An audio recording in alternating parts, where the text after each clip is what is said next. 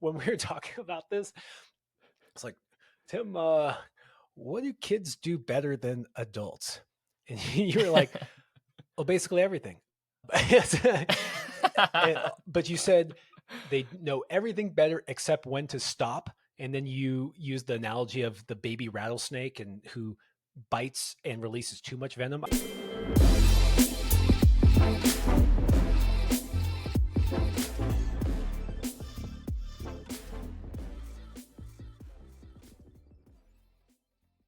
Tim, my dude, how's it going, man? Josh, my dude, it's going okay. Actually, it's going okay. Dude, do you want to talk about how you were in Seoul, you were eating galbi, and then you hurt your knee and you post about on Instagram? You want to talk about it all? I wasn't even going to bring it up, but then I feel like you somehow foreshadowed it right there. Man, life's been a whirlwind for me. I think before Korea, Michaela and I decided to go plant based. Ooh, that might start a whole Okay. a whole war as it is. And then we went to Korea for a week, which was awesome. It was kind of just a random gracious trip by her dad to invite us because he always goes to Korea for work. And he just happened to have another work trip, and then he offered us to come with him and like kind of do our thing. And that was fun. We did not manage to stay plant based, even though we started a week before that. And that was really fun. And then I got to climb at this gym. So a bunch of my friends, there's like, I don't know, like 15 gyms in Seoul, like in a pretty small area, which is pretty And just sweet. for people who don't know, Seoul is the capital of South Korea. I feel like not everyone knows that, even though it's like a That's kind of giant surprising. Kraken city that is really, really fun. So just psyched that you went there. And also you gotta say, like, Tim, you're Korean. You Yeah, you're I'm Korean. Korean. Yeah, I'm Korean. Both my parents are 100% Korean. They're both from Seoul, or in that area. But I was born in the States, so I feel not very Korean. And so when I went, it was still like all the culture shock and everything, but it was also like kind of my, you know, identity, I guess. So it was really cool for me to go and explore. I'd never been before, so that was really fun. But anyway, there are these gyms called the Climbs, and they're it's a whole franchise, and there's a bunch of them. But a lot of my friends told me to go to one called the Climb Ilsan, which is like far, I think, west or northwest of town. And we decided to go on the last climbing day of the trip, or it would have been the last climbing day of the trip. And it was a short trip. And by the time we showed up, they were setting for a comp. Long story short, I kind of had a short conversation where the guy was asking me if I was strong, and I was like, "Yeah, I'm pretty strong." So maybe, Way to be I was humble. like, "Is there another gym that sets super hard?" And he was like, "No, this is the gym that sets hard." And I was like, "Damn it!" I wanted to climb hard boulders because I just got done climbing at this other gym, and I climbed everything at the gym. And it's just I don't like doing that. It's not very fun. I like falling. I like sitting there on one climb and figuring it out for, an hour maybe, and then flashing a bunch of other climbs. But went to the climb Ilsan. There was a bunch of climbs, a bunch of comp climbs up, and ended up, the guy was like, if you want to wait for us to finish, we're setting for the biggest comp in Korea, but if you want to wait, you can forum with us afterward. And I was like, dude, for sure, that sounds awesome. So I walked in, waited, and there was like a bunch of European setters who happened to be the two guys who make flat holds. Oh, sick. Matiu and Manu, who also set for World Cups, and then there was like 3 Japanese World Cup setters, and there was like 6 to 8 the climb setters, and I was like, this is so legit, this is so sick. Waited until it was 3 o'clock when I walked in. Waited until 7 o'clock p.m. for us to start forerunning. They're very, very slow to set, but dude, like I was waiting. It was all worth it. Foreran for about 30 minutes on, probably the most amazing comp boulders that I've climbed on. It's just so fun to climb with. I don't know, it was different to climb with Japanese and Korean setters who couldn't really communicate, but they were like really experienced setters, and they were trying to communicate through movement and falling, and it was so fun. I turned around and did this mantle problem, and it was just a heel hook, and you mantle over your heel hook. And I've done this move countless times. I think being a taller climber, I noticed that instead of putting muscular strain on movements, some positions just force you to put the strain on the ligament, and that's kind of what was happening. I did this move a couple of times. I was falling on the end, and I could feel the side of my knee getting kind of sharper. And then I pulled this heel hook, rushed it, just pulled straight into it, and it goes. And I was like, oh my God, what was that? It felt like, when you crack your knuckle and you like crack it too far, but it would do that twice. And you know, just like sometimes you get a knuckle crack and it's just so uncomfortable. It's just so like numb and like it just feels like you kind of hurt it, but it never happens with you knuckle cracks. I thought that's what happened with my knee. So I came off and I was like, oh, like grab my knee, twirled it around. I was like, God, that was awful. The two Japanese guys that were there were staring at me and they were like, oh, because they like heard it. Michaela was like, are you like, what was that noise? And I was like, I don't know. I pulled straight back on because I was Oh like, no. I'm just gonna. It doesn't Oh god. feel painful. It felt like numb, like you had just like cracked a knuckle or something. I pulled back on and then I didn't wait it was mostly like a wrap and a press. And then I put the heel on. Then I rocked over it the same way and it was super sharp pain there. And I was like, oh, it jumped backwards. And I was like, okay, all right, no, I can't pull on this thing, which sucked. And then I kind of just went through the whole emotional thing of like, dude, I'm injured. Like, I think it's kind of crazy because a lot of my injuries have been like that where I hurt myself or like do something, realize that I'm hurt like 10 minutes later, and then all the emotions kind of come and I'm like, well, there goes my season.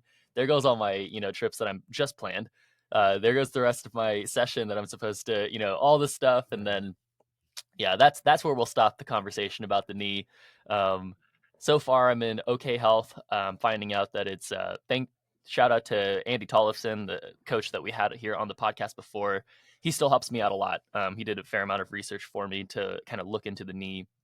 He's had something happen to him. I had a surprising, probably like 10 people told Yeah. me they had the same thing happen to them, which is crazy. So if this has happened to you, or it's happening to you, or it's gonna happen to you, I'm sorry. It sucks, but we also don't really know what it is. Yeah, Tim's not going to see a doctor. He's just going to walk it off, which you did. You just came back to Red Rocks. You just started walking around.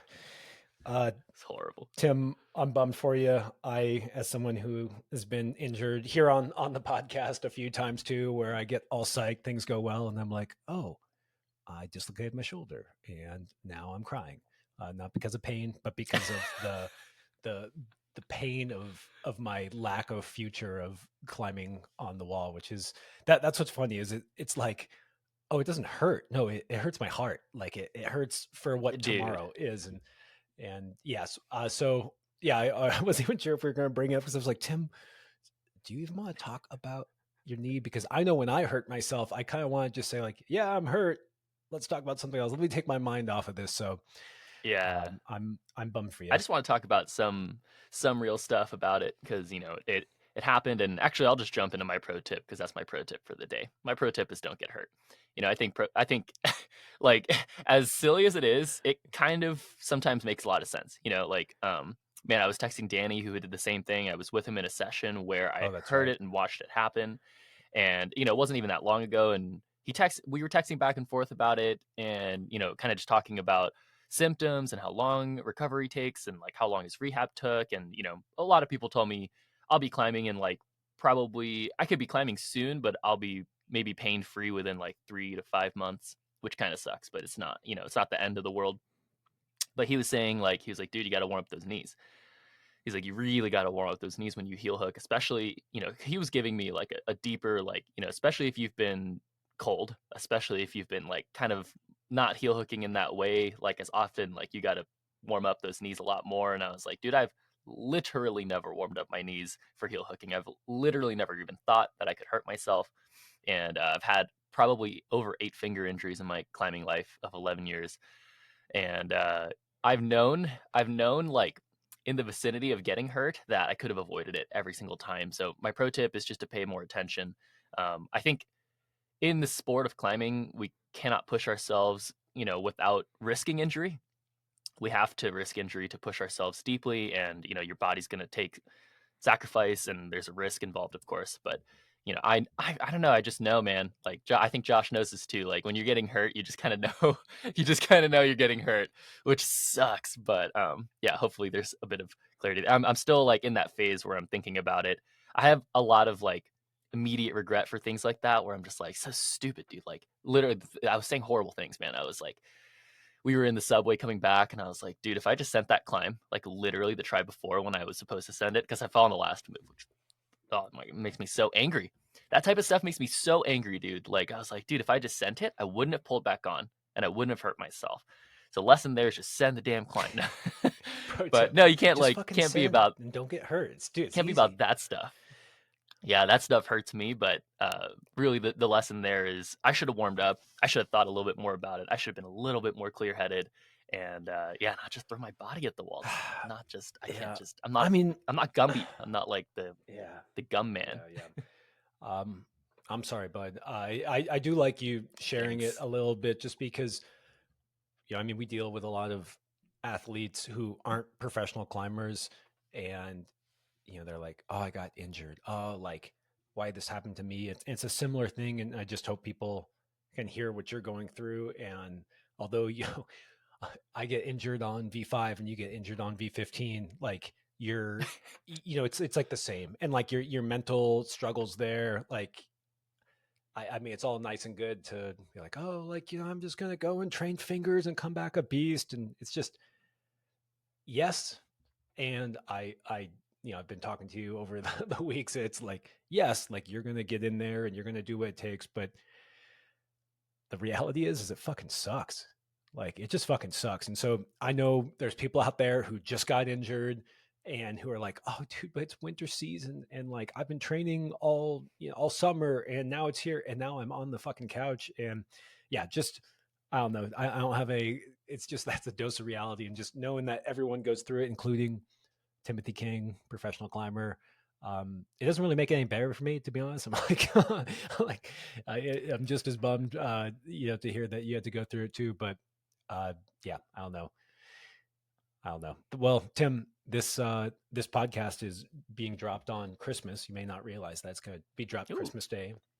So I hope Santa brings you some quick healing powers, maybe some collagen powder. I gotta nice. say, I don't, I do not agree with the plant based diet, and so I hope you eat some knee collagen to help your knee heal. But we will not get into that. That will be a whole nother can of worms.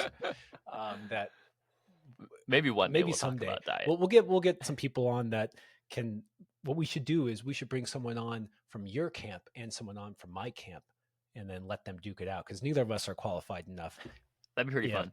I actually, yeah, I'm super interested in this topic, and I will say on one note before I get a bunch of just roasting comments or messages, I'm not 100% plant based, and I'm not 100% convinced that plant based is the best way, and I'm not 100% committed towards being plant based yet. But I'm making a decision based off of things that I'm finding out. I am still in a lot of agreements with both sides, so I would say it's an interesting way of thinking with I think I'm going to expect, and I think we should all expect a lot of research to come out about what certain foods have effect on certain bodies, or how it just has an effect on our bodies over time. And I think I'm also learning that most of the research that I've been reading uh, so far to find out information about plant-based foods or animal-based foods are kind of all biased on all sides. So it makes it really interesting to read because it makes it really hard to trust any information so far. Well, So it's pretty don't fun. worry, you will not get roasted for being plant based. My more meat centric diet is the one that gets roasted. People are the climbing community is very pro vegetarianism. Right. I'd say I'm on the other end of the spectrum, so I'm the one who would be roasted. Don't you worry, Tim. You won't get canceled for talking about eating carrots. But I'm gonna. People don't like me saying that. What you need is a good steak. But anyways, yeah. But nobody say my knee got hurt because I stopped eating. I'm gonna make some nasty comment back. Okay, nobody say that, Oh, even though I dude, just said someone's it. gonna All right, I said it someone's gonna first. say that now. All right, Tim. I don't like where this podcast has gone so far. We're bumming on your knee. We're talking about killing plants and animals and how Yeah, they let's got. shift gears.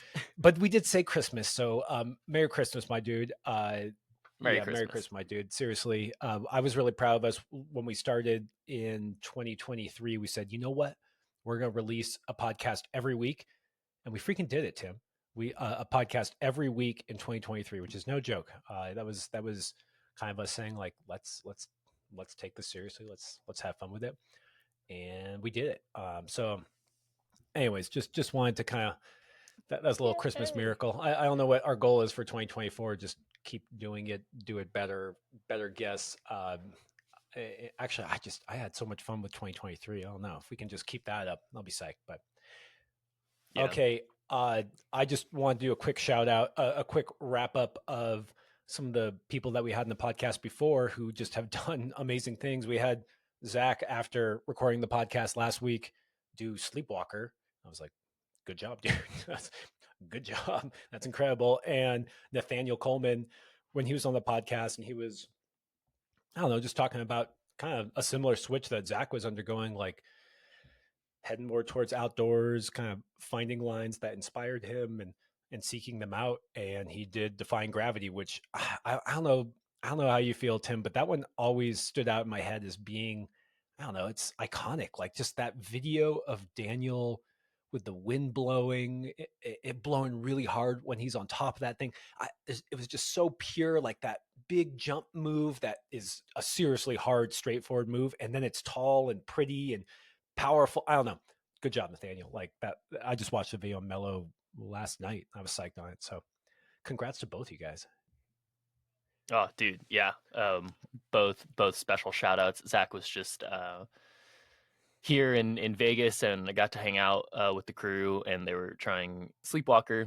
And man, Zach is just a machine. He's just a monster right now. Like it's so cool to watch because I've known Zach for a long time. I was really excited to podcast with you guys, but I had just come back from Korea, so I literally fell asleep and woke up like right before that podcast started. And Josh was like, "No, I want to respect our guest and have some prep." And I was like, "Good. I'm not. I'm gonna be a potato on there." Um, but I'm gonna listen to it. I'm pretty interested to hear kind of Zach's thoughts. He's really just like, well, he's a well thought out guy.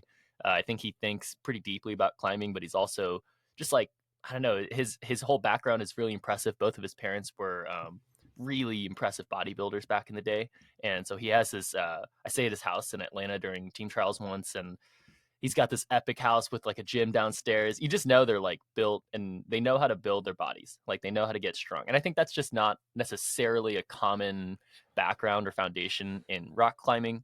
But when you mix the two and then then Zach just studies deeply how to perform and how to be a good rock climber, but then builds his body, then you just see this beautiful climber, like watching him seriously is always so beautiful. And so I'm sure you guys talked about that. Josh talks about it all the time. Like, we're both impressed. That was, dude, like Sleepwalker, that was also savage. Like doing it the short beta is savage. I have to say, it in my opinion is a grade harder than anybody doing it at my height. Absolutely a grade harder. He made an interesting comment on 8A. It was like front page news. Zach does Sleepwalker V16. I liked his thing where he said something about backseat grading and all the chatter around it. He's just like, Mm, he's like, oh, it's really accessible. It's right there. It's not so skin intensive. You can go there and try it. Like it's right there, and it's a hard boulder, so people get to try it. totally. And then there's a ton of different betas, and so there's betas for every different body type. And he just was like, yeah. With all that said, great problem, and I think it's one of the hardest things I've done. And I'm psyched. I love that, like cutting through the Yeah. BS. Just I don't know, really cut through the BS and just was like, this is a sick boulder, and I did. It was really Yeah. hard, and I'm psyched. So good There's job, Zach. so much BS and climbing and grades and like especially Sleepwalker. So good job, Zach. That's sick. Nathaniel, dude, Defying Gravity is for some reason been on my radar to climb or try it for It's such that a long video, time. right? Though, Like, tell me it's not that dude, video. it's Yeah. that video. It's also actually I think it's clips of Austin Oh Guyman yeah, trying it yeah. for me. Like for me, watching Austin, who's also just a nice guy and a good friend, like he's just seems like, well, I don't know him super well, but he's always been super nice to me, and I've always run into him at coaching and stuff. Like he's just a savage, and watching him climb, he's actually I could say similar things about him and like Zach Galla style, like just really pure movements, really beautiful climber. And Defying Gravity is just almost as simple of a hard rock climb as you can get.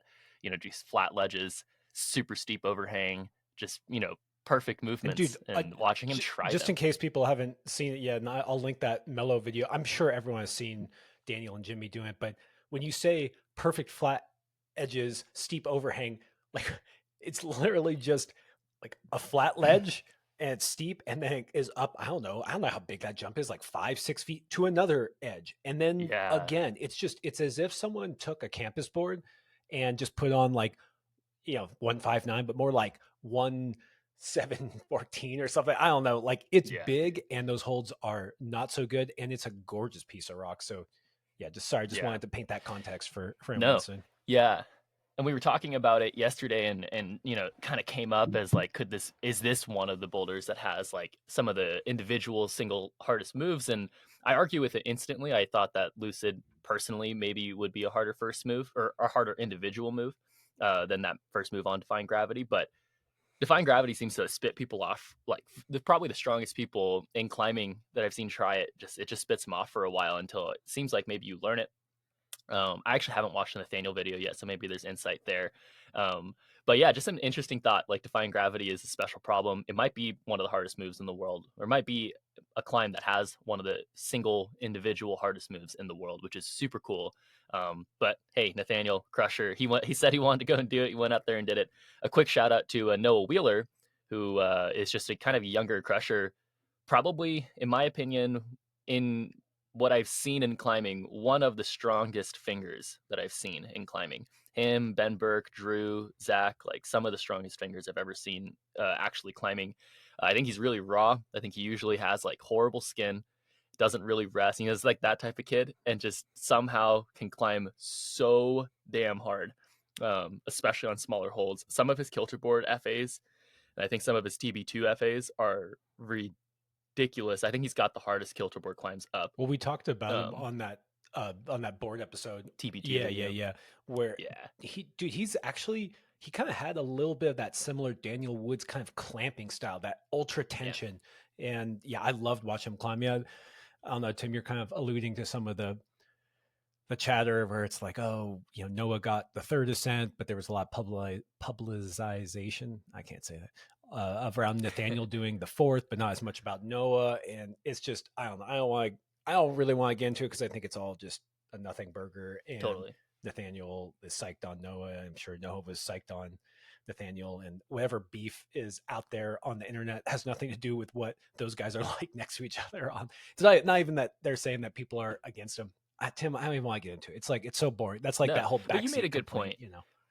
Yeah, but the one thing I do want to say, I guess, is that you made a good point that one of them had a video that was by a paid, sponsored whatever, and that's what they focused on. And so yeah, putting out a video or something isn't necessarily a representation of history or something that happens. It's just we just happen to get a really cool video from Ben Nielsen and from Nathaniel when he does it, but it doesn't mean anything. And so Noah got the third ascent, which was super, He super campus it, by the groundbreaking. way. I I thought think, I read.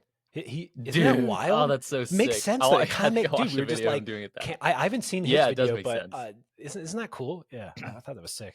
Yeah, Is actually, that the dude. hardest campus move ever done? Yeah. This would be a fun discussion. Like, why is it better to campus that type of move than to use your Oh foot on? yeah. Well, because Austin, But they go, dude. You got to watch the video, Tim. But because it goes into sweet. all these different betas, and Oh, uh, nice.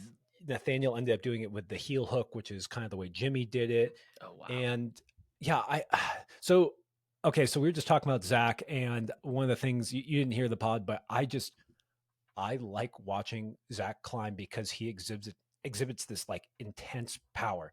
And then we were just talking about Noah, who's got this crazy tension, almost reminiscent of Daniel Woods for me, that like fingers and body tension. And then Nathaniel, I mean, to not put Nathaniel in that power category would be a joke because he is power and then some. Totally. And it just made me think of, like, we're often on here talking about technique and mental stuff, and I literally called that out, how when I did the podcast with Zach, like, but I fucking love raw power and just Mm, but the thing I want to talk about, and I just thought Defying Gravity might be a good way to exhibit this, is that it's not that these guys are raw power in the sense of one arm pull-ups or small edges. So like, what do we even mean when we say like raw power? Like, Zach is super technical. Like, Nathaniel is super technical. Daniel, Jimmy, extremely technical, and yet they have what we love in this super brutal power. I don't know. It just came to mind. Like, why am I really psyched to see that power exhibited by those guys? But then when I see someone train and be on a hangboard with insane, like holding a 45 on a 6 mil and doing a one arm pull up, like, that's not quite what I think is awesome. And I just, you got any insight totally. on that? Yeah, dude, I think so I feel very strongly about this type of topic and this thought, and I've thought about it for a really long time. That's why it kind of got me into route setting coaching and podcasting in general.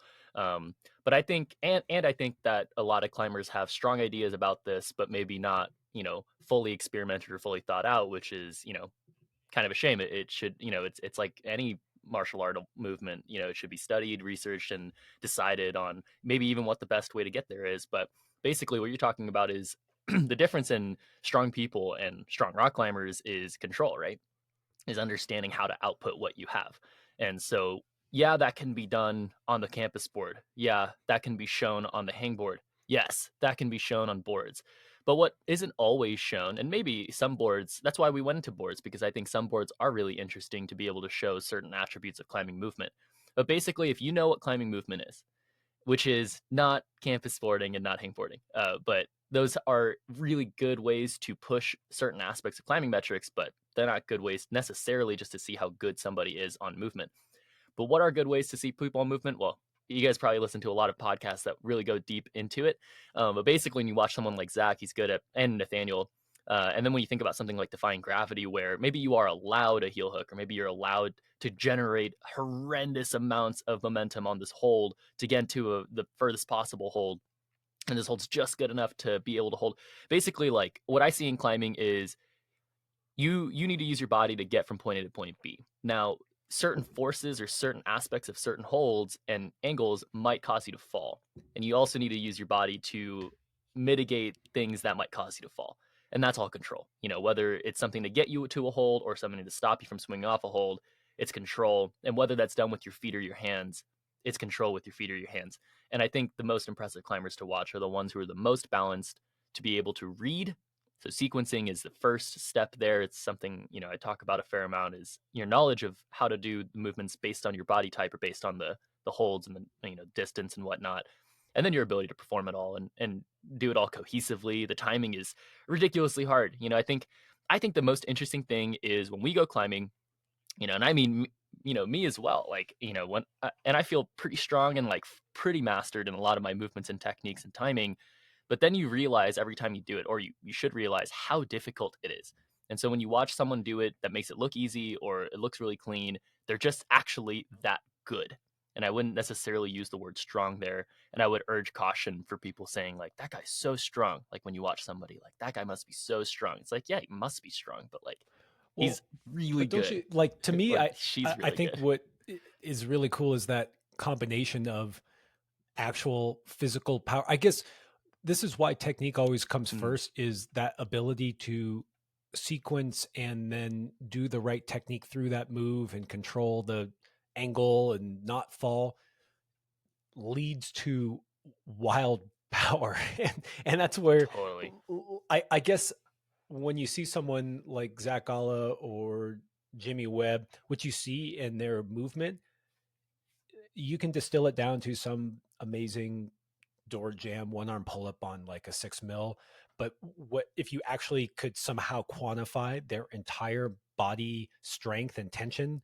It would be impressive in all these facets. And I think Hmm. I think this is where I got my love of climbing through gymnastics. And what gymnastics did for me was feel like I could make my body do anything I wanted it to do. And I see that in these really powerful climbers where there's there first you have to know what you should do, or have a guess about what body Yeah. positions, and then there's just that mastery over telling your body to do that and finding out if it does it. And I think that's where I love seeing those people just exhibit that just unbelievable power to do whatever they want. It doesn't mean that you do the move instantly or anything. It's more about that kind of commitment stuff we were talking about, where it's like, I want to try this. And then they Yeah. just are able to marshal every muscle to lead towards that end. And you can just see it there. I mean, it's why, like, we Yeah. talk about styles and who we like to watch climb and how everyone's different. Yeah. And yeah, it's like them But exhibiting that. exactly. On the other side of that, though, I think personally, so I don't know if I have a personal like towards that style, or I like watching it. I think a lot of people like I watching do. it. Um, but there's also the other style of like the Dave Graham type, Adam Ondra type, Juliana Cameroni type, Wait, Tim, Serato and hold on Rocco before type. you go into that, because okay, I don't want you just gotta know because you don't know about this, but I put a poll up when we dropped the pod. I put a poll Right. up. So my poll for Zach's episode was Mm. something like, "Do you like power and climbing, or do you like strength?" And my options were yes, yes, exclamation mark, yes, but Dave Graham.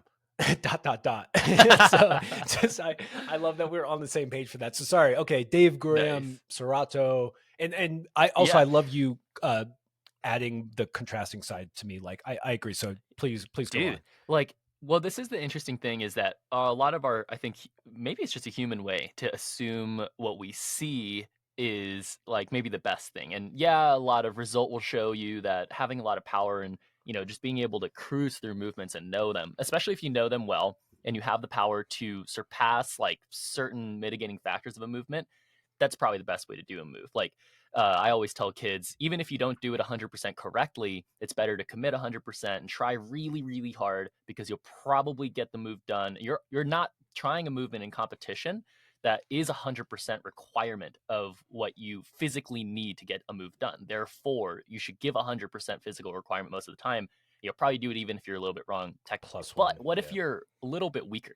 What if you're a little bit weaker and you still have the same aspirations you want to win? Well, what's the best approach there? Well, if you somehow cannot gain any more strength, right? You basically should be studying and thinking about what is the best way for me to use my body and am I actually getting there?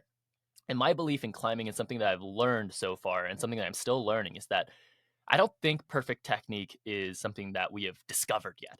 I don't think the most optimal ways to grab holds, practice how to grab holds, use holds through movement is known.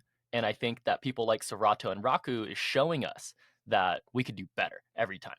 That's insane if to think about, right? And I always think like I think a couple of things here. Like when you're too strong, sometimes you're, and I know this from getting really strong. Like I don't think I'm the strongest It's person. I don't rough think I'm being too too strong strong. It's a necessarily. hard. It's really it's tough, man. Go on. I know. Yeah, It's not. it's rough. It is super fun. You just climb and stuff, but then you like fall and then you watch a kid fall and you're like, dude, why didn't I just do the smarter thing? And I think the more that you think that, you realize that you're not paying attention enough, you're not really thinking enough, and strength kind of gets in the way, or it can get in the way of that. And so there's just that kind of thought process there. That's a long Dude, hold discussion. on. I don't No, want to get into you it just as much, but totally okay, sure. foreshadowed our All right. podcast about Oh, you're right. kids Yeah, yeah. versus adults and what we can learn from kids as adults. It's all It's connected. it's all It's all connected. uh yeah. So I want to connect this to what we were talking about with Sure. the hard move on Defying Gravity, which the first move, this big move from kind of one rail to another, I've heard maybe talked about being a V14 move. It took Whoa, Nathaniel maybe 8 days to stick the move, and dude, that's yeah, so one move that's a lot, right? And so and we got into, I don't want to say an argument, but we were talking about lucid dreaming and that move. And so there's two reasons why I want to bring this up is, one, I think Defying Gravity is interesting where it seems very straightforward, like it's one rail to another. But then I also want to bring it up because something that we're talking about with extreme levels of technique and if how the sport's still growing is that move on lucid dreaming got done a long time ago by, shout out Jared Roth. mm, And this question I often wonder, are people any stronger now? Was Wolfgang Gulick weaker than Jimmy Webb? Like, mm. I don't know. Like, and we, how do we keep progressing in the sport? And are these training techniques that we have letting people get stronger? Do we just have a better breadth of movements at our disposal now? Uh, yeah, just like I always wonder That's an if interesting if we're thought. really getting Yeah, stronger because, dude, let me tell you, Chris Sharma, really strong, man. Like, I mean, just dude. physically, seriously strong. And you look at someone like Adam Ondra, who trained like a monster, and I mean, but Chris trained also in the sense of climbing a lot. Anam Andre doesn't seem to be naturally as physically strong as others. I mean, that's kind of a joke because, Totally. dude, I mean, he's so strong. He really is so Yeah, strong. he's super Uh, strong. He but is. so was he stronger than Chris? Well, he's done harder climbs. Like, I mean, let's face it. I'm sorry, Chris. That, by the way, that's my Christmas wish, Tim, is to get Chris Sharma on the podcast. Should probably ask him. That would probably help that come true. That would Yeah. probably help. But yeah, it's just, I yeah. love wait, I Go love this go question. on, go on. I've thought about this question a fair amount actually. Like I have a lot of weird thoughts like on airplanes or on the toilet or stuff. Like I'm sure a lot of you guys do, but this is one I have Why? commonly. How did you This is go one I from have super airplane to toilet, and why are you Those are okay? my two biggest Yeah, thinking places. okay. How much time you spend on the can, dude? Okay, go on, go on. Too much because I'm thinking too much. Um, um, I think I think I have a strong answer for this. And again, I Oh, I like also that I think strong, not because I technical. think Okay, go on. I've got technical thoughts about this, technical opinions.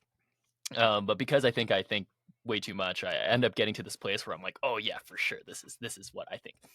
And what I think about that basically is that no matter what, as time goes on, we have an opportunity for climbers to always be better than the previous generation, simply because of just newer techniques, newer tactics, newer things. But it doesn't necessarily mean that the physical human metrics and things that were tested were better. And I've actually now to answer what I think there, I don't think that we're as strong as per average climber who climbs really hard.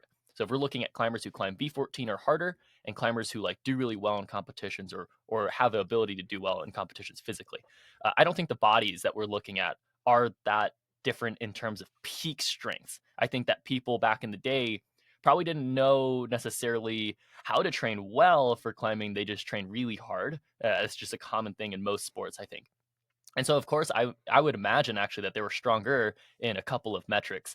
What I think, my way of thinking when I was in 2012 to 2016 ish, that's when I started climbing. And during that time, I remember usually thinking about my training as the form of what did I just fall on and what did I watch on all these competitions and all these climbing videos? Like, what did I watch these people? How did I watch them fail? And what muscles do I think are needed and ligament strengths that I think were needed to not fall?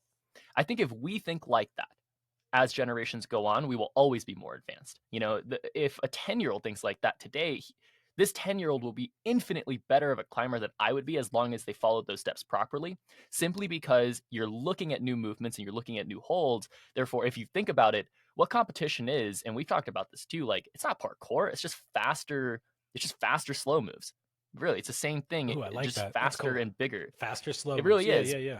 So it increases volatility and we don't really know how to use our bodies through that. But if you get stronger the correct way, and that's gonna be like really my answer here is if you get stronger the correct way and really strong the correct way, then you might not look super super strong, but you're gonna look really strong in the climbing wall. And I think that's like where you look at climbers' bodies are pretty interesting. But you know, you look at Adam Ondred, I would say he is one of the strongest rock climbers. Period. Also one of the best, but one of the strongest, dude. Like his fingers, his pulling strength, his core strength, the things that are needed for rock climbing. It's just true. You watch him climb and you're like, dude, his muscles for climbing are insane.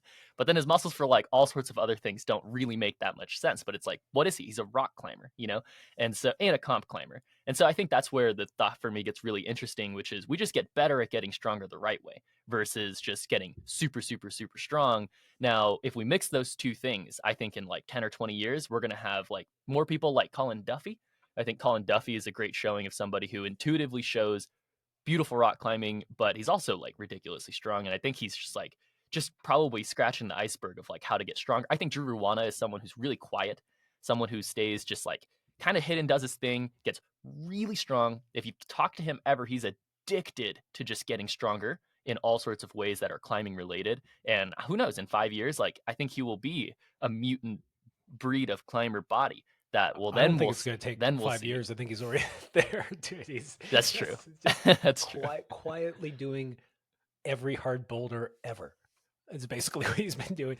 Yeah. Yeah, So basically. yeah. So I don't know. I think I have a little bit of a different take on there, where I don't think that people are really getting much stronger. I I think that when I look at someone like Alex Magos, who I would probably point out as being the pinnacle of strength, maybe even available to a body. And I also think about guys like Daniel Woods talking about how he hasn't really gotten stronger since in the last 10 years, but he's gotten better as a climber. And I do think that there is something about techniques and training that lead to better gains in strength. But, and I've said this before, I don't think it matters that much. I think that when train on a hangboard and you do a certain specific like sets and reps, or use these tin deck, these things that tell you what your total pull is over, I don't know, like, we've harped on this before, where like these metrics and everything, I'm not saying they're not helpful. I'm not saying that they aren't getting training better and more precise via science, but I think that it does not make for a big magnitude leap. And I think if you take guys like Alex Magos or Chris Sharma and you just had put them on a hangboard as a kid, and it almost didn't matter as long as they were trying super hard. And let me tell you, that's what those guys have in spades. They know how to try hard. And so then you start asking, like, what are the gains that we're seeing in rock climbing? And I know that I've seen this over history, where it's access to different terrain, access to new types of movement. And so that broadens your ability. And there's some crossover there of, say, like a more coordination, fast type of movement, and then being able to apply that into different areas. And it makes me wonder about grades too. And someday we'll do a good roundtable with people who are representative of different eras with grades, because the classic thing is this idea that Waco is now thought of as kind of soft because it was steep and powerful when it got found, and there was no gyms. Like, that was not a style that was typical. And so those grades represented something that was very difficult at the time because people weren't familiar with it. And so, yeah, so it's like, have grades gotten like, that's why it's like interesting for people to go and do action direct, which is theoretically the world's first 9A. And it's just freaking hard, and it still doesn't get just ticked off. And I'm not saying it's not doable, but then the question I have is, how much further have we gone? And I think we have progressed. I'm not saying that was the pinnacle, but it's not quite as cut and dry, I think, as people make, where it's like, oh, this was V15 and then this is V16, and so like these guys are a notch better than they, like, I would argue that Wolfgang Gulick or Chris Sharma probably could have busted out Defying Gravity. Like, I don't know if they would have done it less quickly than Nathaniel. I'm not saying, dude, There's this, sorry, I went on for way too long, but dude, I I love just gotta this. tell you, like, I'm not saying anything, like, I don't have it all figured out, or I'm just No, no, backseat grading myself, but these are just some thoughts I go through while no. sitting on the But can, just like you. uh we used to talk about dude, yeah, we used to talk about like Kobe and LeBron and Michael Jordan, like Allen Irving, I don't know, all sorts of like goated basketball players. You can look at their metrics, you can look at how many points they've made, how many points per game they've made, how long per game they'll play, and you could try to get enough of like the same parameters and then say who would be the best. I would argue that if they were all in the same era, it'd be really hard to tell. And so that's what gets really confusing. And that's kind of what you're poking at. Basically, it's like, well, if Chris Sharma was then given all the things that most people were given in today's era in terms of gym access or like wide variety of climbing, which he did, he did have a wide variety of climbing, but maybe he didn't have the gyms. Different than And today. maybe Still different than today. Yeah. definitely different than today, and different perceptions as well. And we're looking at physical things from the past, mental things from the past, and technical things from the past compared to today. And if a lot of the access were the same, then maybe Chris Sharma would still be better than everybody today. Who knows? And that's an interesting a topic I would never be able to guess. I think personally I would never be able to guess that, which is makes it really fun. But also just again kind of points to kind of what I was talking about earlier, which is we have no idea what we're capable of in the physical realm. We have no idea what we're capable of in the mental realm or the technical realm in rock climbing, let alone in many other sports that have been pushed at the Olympic level for many, many, many decades. We still have no idea, right? Because those records are still being broken. And so I think that's just who knows, man. Like I think that's a good topic to talk about, but really what we should do with that is reflect inwards and say, all right, well, if I don't know, then I should stop telling myself I am too weak for that or not trying, I think that's such a Yeah, good and philosophy I to want to just base off of. cap off what I was saying with I do think that people will still get stronger and harder climbs will go up. I'm not one to say that the best years are behind like that. That's not really what I'm getting at. It's more just teasing out the differences over time. And I think that to make it more actionable for us is when you talked about Kobe or basketball, it made me think of Babe Ruth, who is, you know, the Mm, one of the most iconic baseball. baseball players of all time. He was famous for hitting home runs. But if Mm, I've read, I could be wrong about this, but forgive me. I've read that the bats that they used were much smaller. So mm, they didn't have the weight. So he probably didn't hit as much home runs as Mark McGuire or whoever, but maybe his gear was different. And you know, the yeah, so so interesting. you know the thing that I think is the best thing to take from all that is just that the fundamentals are still the same. You do not need to have the latest hangboard to get strong fingers. You do not need super downturn shoot. You do not only need the solution. You can have whatever climbing shoe you have available to you to get strong and to do well. That's not what makes someone great, and also it's not what makes someone strong. Like if you're out there trying to get strong and trying to improve in your climbing, that north star, Tim, you Dude, know for you sure. will do it. So don't get fooled ever into some piece of equipment.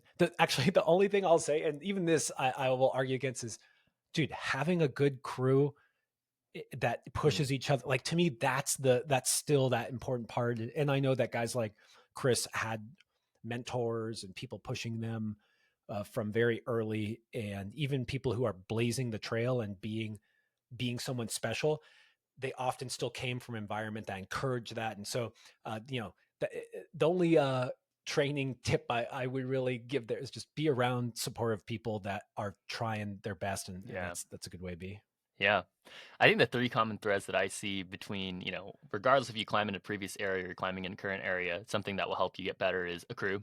I 100% agree with that. Might be the most common thread is that will help you no matter if you have old climbing shoes and you're back in the day or you have, a bunch of new climbing gyms nowadays, like a crew will help you in either place.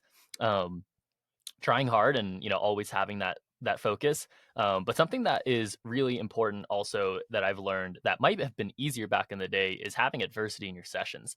I think climbing is inherently a really difficult thing. It's really uncomfortable, like for example, I go to gyms actually anywhere in the US and there's not really AC. There's not air conditioning in most gyms, and for me that was actually really difficult, to go to other gyms and even just try to pretend to have a normal session didn't allow me to then start sequencing and like have a normal try hard and any climbs that were normal for me. Nothing was normal because I'm, pissed off that it's 80 degrees and humid in whatever European gym that I'm in. But it's actually really good, right? It's good to just be like, oh, whatever, it's hot, and then just like focus on it. What a nice thing to have. So I've been telling my youth climber kids that I coach still to like forget a climbing shoe at home. Like go put on a rental shoe instead. Like get your gear wet. Just like forget chalk. Like use different chalk. Like I'll do this thing where when I coach people sport climbing, every other attempt or something, I'll just be like, all right, cool, chalk bag's off on this one. And it's like, dude, just for me, it points to like, it doesn't matter how well you do in terms of how high you get on this climb. I don't care. What matters is like how you deal with all the horrible feelings. Can you still communicate to yourself properly? Can you still sequence? And so do yourself a favors and sometimes just forget your chalk bag on the floor. That's the easiest one, in my opinion. I do that all the time. I just forget my chalk bag on the floor Dude, on that purpose. that's dude, Coach Tim. That I think that's really cool because people always talk about dealing with adversity in competitions or in moments, whatever that may be, whether competition or not. But practicing is really important. And you made me think of our chat with Jesse Grouper and how he was not so pumped on talking about peaking and being like, oh, I'm showing up and this Right. day is going to be perfect and I'm super strong. He said, yeah, of course I try to feel good on that day, but that the thing that you practice Mm. is being the best on that day, regardless, just every day of training, doing well. And let me tell you, Tim, Yeah. you want to throw me for a loop? Put some bison chalk in my chalk bag. I fucking hate that slippery, weird chalk. So that'll get me. Little inside joke for people who know bison chalk. Fuck bison chalk. Fuck that. Yeah, I would argue on that note, to put a pin on it. I would argue that it's harder nowadays to have adversity in your sessions than it was back in the day. I'll just argue that. I think gyms are way more plush, way easier to have fun. I think climbing shoes do it all the work for you. You know, I'm that old crusty guy who's like, dude, I kind of wish I had like just a wooden board with wooden holds on it. You know, like I kind of wish I had to deal with it because having everything. But you know, like at the same time, I love good climbing movements and like I like fun climbing. But I think the balance there is really the key, and you know, understanding that aspect of yourself. I think I want to make my life a bit tougher in terms of like physical things, just so I don't take, you know, those types of things for granted. You know, that's what I All always right, want. just go start climbing in the middle of summer in Bishop in the beating sun. They'll you won't be able to do anything. It's amazing how much temps and conditions matter. And I remember being in Dude. Plant Granite in San Francisco, and it's in the Presidio. It's right by the ocean, and it'd be Tuesday night, and we'd open up the garage door, like we'd try to get cold, and people would, you guys, Yeah. it's so cold. Why? What are you doing? I'm like, temps, we're trying to send here. And people would be really upset with us, and they just didn't understand. And so yeah, be tougher, let us open the door, and stop complaining, and just climb when it's hot. I don't know. We're sending some mixed Dude, messages there. I'm not sure. you remember some of those route setting days where I would walk in sometimes, and because you know you guys we would start at like 8 in the morning, and it was always funny. Maxwell Tukin would always have this parka that was like twice his size, and I'd be like, dude, this is so epic looking. Like everyone's breathing, you can see everyone's breath. I mean, it was Cold in the so morning. cold in the gym, and especially at Planet Granite Sunnyvale where they had that, you know, quote unquote outdoor area when it was still kind of outdoors and setting back then in the morning. It was always so brutal. I remember and being like, wow, like you guys are creating good climbing movement, hot or cold, and that's super That's cool. definitely a request I have for new gyms is climate controlled. Make them sending temps all the time. We I just don't. I hate when it gets Make us comfortable. BC. All right, yeah, dude, we really are sending mixed messages. Okay, I can't believe we went on that wild rabbit hole. The last rabbit hole I want to go down is that we caught some flack for our last Tim and Josh episode around board climbing and being technical or not technical, or how much technical. I posted something about being like 80% power and 20% technique, and some people were like, your percentages are all wrong. And I just tried to explain, I was like, I just made these up, man. Like there's no, like, this is a joke. It's just about talking about a, some ridiculous sliding scale. But we made this little offhand comment about how board climbing was obviously a minor, and I always have that thing I say where don't major in the minors. And I got a lot of messages and pushback on that, Tim. And it's funny because we just assume, we're like, of course it's a minor. And I just think it's worth bringing up because it's a way to, again, drive in this lesson, which I think is really important. And for me, I'm curious to hear how you tackle it. But for me, what really comes down to is, again, it's this ROI. It's this return on investment. It's return on your time. Mm-hmm. And I'm not saying that board climbing is not useful, because it is. But if it was a major and it was the thing, then you could do it the majority of time, like 90% of your time climbing, and you would be as good as a climber could ever be, right? Like that would be. Now, the thing is that we don't all have access to the going, I'm going to do a granite slab climbing today, I'm going to go do overhanging limestone sport climbing, and then I'm going to do bouldering on sandstone. Of course, we don't all have that available to us. Board climbing does translate well into general climbing. It builds power, it builds this try hard desire. But if you really zoom out, I would still argue that board climbing itself is just a very small subset of climbing. And were you to take anyone like Adam Andra, who I'm sure, I don't know, maybe I'm wrong, but it does not seem like he's on the board that much. He's still going to be good at the board, you guys. Like, but if you're on the board, you're not going to go and do silence. Like I just, Yeah, I'm sorry. dude. So yeah, that's my little Sorry. sorry, not sorry. I Dude, love yeah, the you're moon gonna make board. me I rant, love the man. moon board though. You guys, I freaking love it. I like I said, Yeah, don't have me. Yeah. dude, I love it too. Yeah, I mean, I love it too. I think I use it for technical and physical building. Man, this conversation is gonna make me rant. I didn't think that Josh was gonna bring it up because we already ranted so much about other stuff. But okay, I have a couple of thoughts on this. So basically, I think that if you understand our philosophies, like Josh was saying, like if you understand what we're talking about when it comes to minors and majors, if you understand the fundamentals of ROI, if you understand like what you're actually doing in this sport, then I think it's a kind of obvious given to say that moonboard is a minor aspect of climbing. It's rock climbing that we're looking at. It's, or all aspects of movement, and moonboarding has to be a minor to that. If you have a hard time, I think, accepting that, then I think you're not really you're not understanding our fundamental understandings of like our philosophy behind getting better at something, or the progression aspects, and that's what we're talking about. And so I don't, that's not even the argument. The argument there is that good for you? Is it enough of an ROI that you can get from the, that's what the argument should be. It's not necessarily Love that. is it a minor or not. It's like, of course it's fucking minor. Like, it's not rock climbing that you're doing. Josh is totally right. You cannot climb on the moonboard and get really really good at that and then just think that you're going to go and do silence. If you manage to go and do silence though, and you figure out all the aspects that are needed of you to do something like silence, and then you go to the moon board, you probably will shit on that. So what is that? What is that? That's the thing that we're kind of interested in. And for me, I think I've really thought, I always think deeply about this, and this kind of goes hand in hand with our discussion previously and our discussion forward. Like what you put your time into is what you're going to get good at. And so if you think that, could you use the moon board to get really good at climbing? Yeah, I think so. If you really have good thoughts and visuals on what good climbing is, and you kind of define good climbing, and you use the moon board to practice your good climbing, of course you're going to get good at climbing.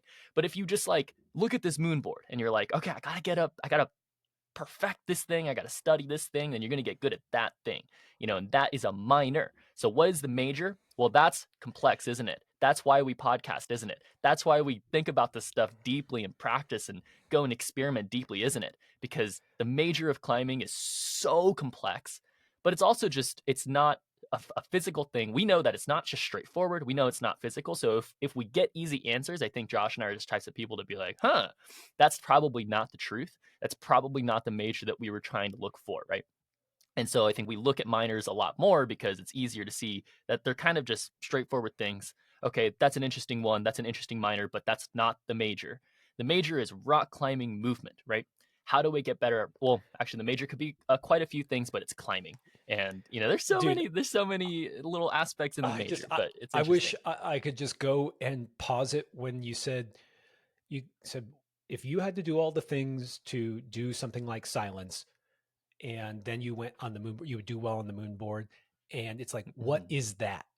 And just What well, is it's like, that? what is, and so this is where it would be nice if I mean, this is why it's so complex. Is what is that thing that seems to translate so well, and we don't really have it totally figured out clearly. Otherwise, then you could just say, okay, Right. everyone, like just do this and this and this, and then you're going to be just like our mantra. Well, And I think I've tried to, to be we, fair, we on the do, we do, podcast, we I've do. said many times, right? It's a thinking and it's a doing, right? The difference is that it's a new way of thinking and it's a new way of doing. And we have our theories on that. But basically, if you think like that, then this whole conversation kind of Yeah. becomes a lot easier And, to and have. and let me say, I wish it was just the moon board because I'm good on the moon board and I have one in my garage. Like I mean, let me tell you, I've had moments where I am really, really good at moonboarding, and it does translate to some extent to the outdoors. It does. It has carryover. Totally. It's just it's not the end all be all. And again, I wish it wasn't. I gotta tell you, Tim, I was just having this discussion.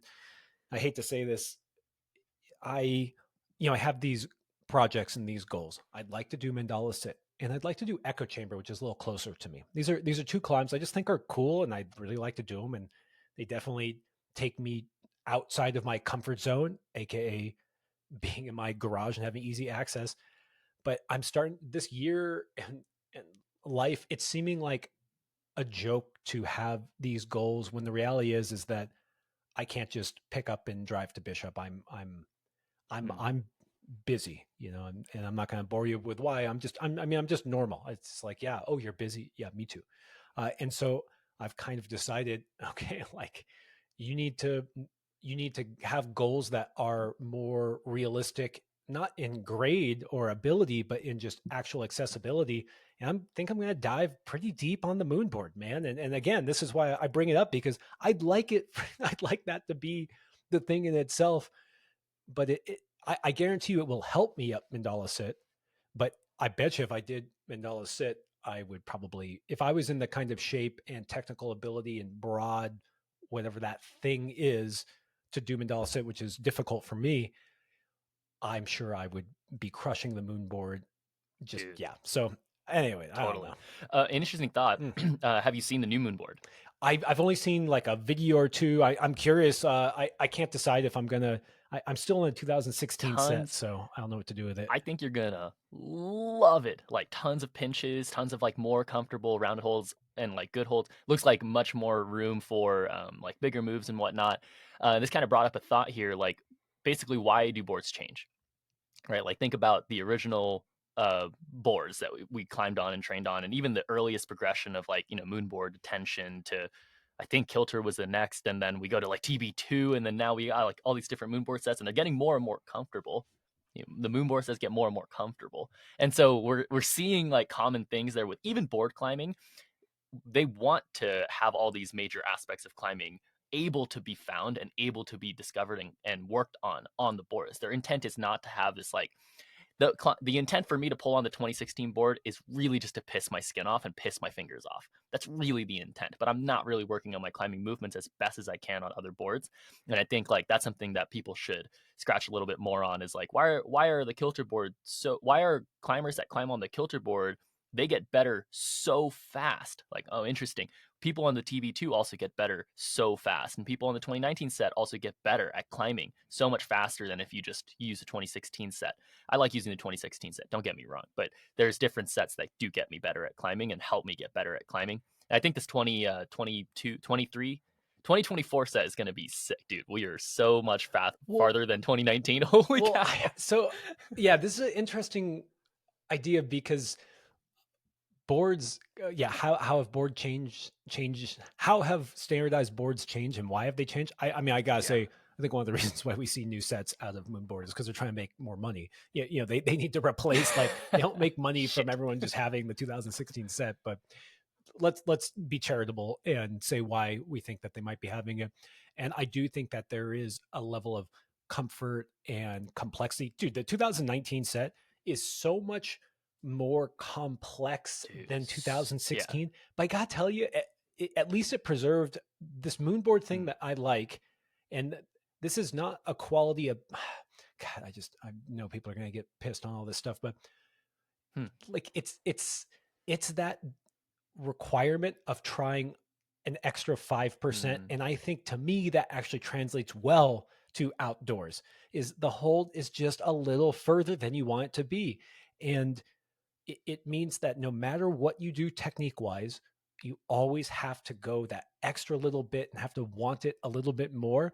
And yeah, I'm not saying that that doesn't occur on other boards, and I'm less well versed, and No, I like but that. that's something I really love about it. And so when I see them change it, and I'm not saying it's changed for the bad, I just, that's like this quality that is special in board climbing that you don't often get in gym sets either, right? Gym sets are kind of like Yeah. uh, good climbing, interesting movement, but Yeah. they often don't ask you that like annoying extra 5% where you're like, I Yeah. gotta jump a little bit more, and you gotta hold that swing. Yeah. Dude. Anyways, I oh love God. falling on the moon board, like older climbs on the moon board and feeling pathetic. Feeling like I fall off a move and I'm like, dude, I am not even close to strong enough to doing this move. And I love that because that's where you actually see progression or you see an opportunity to progress. And that's more interesting than falling and then you fall one more move and then you fall one more move actually. People perceive that as progression, but that's not really progression, right? That just happens to you happen to have progressed on a climb that was like fairly easy for you. But actually trying a move and being like, "Oh dude, I cannot even move any more than this." And then you have to, and then you figure out how to, that's progression. And that is beautiful. And the moonboard seems to be able to find that for people more often. And I do have an estimation that you're going to have a slight negative feeling about this new board because you cannot find those aspects because the holds are so good. The holds look so good that you're like, it's going to be the most fun moon board in my opinion. It's going to just be the most enjoyable and probably the best movement we'll see on the moon board. But I think that a certain aspect of me and you will kind of be like, but it's not the moon board anymore, right? Because the moon board was really the board for me to pull on just feel absolutely useless on the climbing wall, and then try to figure that aspect out. I don't think it's You know going to happen why? on this You new know why I set. think some of it will be preserved is because one of the big differences between the moon board and the other boards is that they don't have Mm. footholds on the steep panel, and Oh, that's and fair. so you Yeah. kind of always end up doing these giant moves where you kind of do hand foot matches and things like that. Versus, I yeah, am well, Yeah, I'm always surprised also on the setting style. Like I climbed on the 2019 set and I was like, okay, somehow managed to make benchmark grades still benchmark grades, and the style's still like this hand foot matchy, BS, too tight, too far pulling, aggressive latching style. So we'll see, man. I'm pretty psyched to climb on this new I'm board. psyched. I may still dive into the 2016 for a bit because I haven't really gotten a good crack of that. I got hurt Nice. or whatever, life injuries, all the things right as I was kind of getting into the nines, which to me is kind of where I start, hitting a wall, and I have to, instead of Mm. just being like, oh, I can do this if I try really hard. It's like, oh yeah, this is difficult. Tim, Yeah. I know people love the board content, but we can't, and we're not always trying to do it, but it just somehow comes out. I mean, it's because literally I climbed on the moon board yesterday. That's the reason. Is because it's Nice. part of my Nice. life. So let's move on. I want to do some announcements before we get into our topic of the day. And well, yeah, one of my announcements is it's Christmas. Happy holidays. If anyone is listening to this on Christmas, thanks. Like that's just, if you chose to spend your Christmas with us, hopefully you're Epic. in the Wow. garage on the moon board like me, uh, trying to avoid eating too much pie so you can have a good session. Merry Christmas. And along those lines, I want to thank Patreon for all their support. Where the classrooms are fun. Uh, we just that was a big change for us this year, is doing Patreon and doing those classrooms, and we just freaking love them. And we know that's not for everyone. If you can't support us on Patreon, whether that's in the classroom or a lower tier, please just leave us a 5-star review on Spotify and write a similar review on Apple Podcasts. Or if that's too much for you too, just share your favorite episode with a friend. It's uh it's the way the podcast grows. And when you share it, that means more than anything else in some ways, that you took the time to share an episode with someone else. So thanks you guys. Merry Christmas. And Tim, do you want to dive into the topic? I do. Tim, you're a coach. Tim, you competed as a youth athlete, and I did as well. And now, as a coach, you're still competing, but you seem to specialize more in coaching youth athletes. I don't know. Now you can tell me, or you can tell us why that may be, but I just know that you have a lot of experience with kids, and I was probably one of the earlier kid climbers. Like honestly, like there wasn't Totally. really many kid competitions, or there's a JCCA, stuff like this, but I would often compete. I would compete against adults because there was no kids category really, or it was like a joke, because there was no stronger kids. And so I think what we're trying to talk about here is, what do kids know, or what's a approach that kids have that adults would benefit from. And there's some vice versa there too, where there's some things that adults may do that kids don't, that could be helpful. But I think most of the people who are listening, and I know that from the demographics that Spotify gives me, are not Hmm. 12 years old. So Got it. so I don't know the demographics, well, so I'm actually pretty interested. Do we have like younger we do, we listeners? do, we do. I think our listenership Nice. skews younger than most other climbing podcasts. But let's just face it, Tim. Nice. There's not a lot of 12-year-olds listening to podcasts. It's just not what they do. They don't have an Yeah. iPhone yet. They're, you know what they're doing, man. This is what you need to learn: is they're in the gym climbing instead of listening to people talk Hey. about climbing. So there's number one tip. And before we Nice. go into it, when we were talking about this, it's like, Tim, what do kids do better than adults? And you were like, well, basically everything. But you said they know everything better except when to stop. And then you used the analogy of the baby rattlesnake, and who bites and releases too much venom. I don't know if people know that, but it's more dangerous to get bit by a little baby rattlesnake than an adult rattlesnake, because baby rattlesnakes hang on for too long and release all their venom, where an adult one just tries to give you a little dose to tell you, get out of here. And so, yeah, on that note, is that going to be the name of your kids team, is the Nice. baby rattlesnakes? baby rattlesnakes.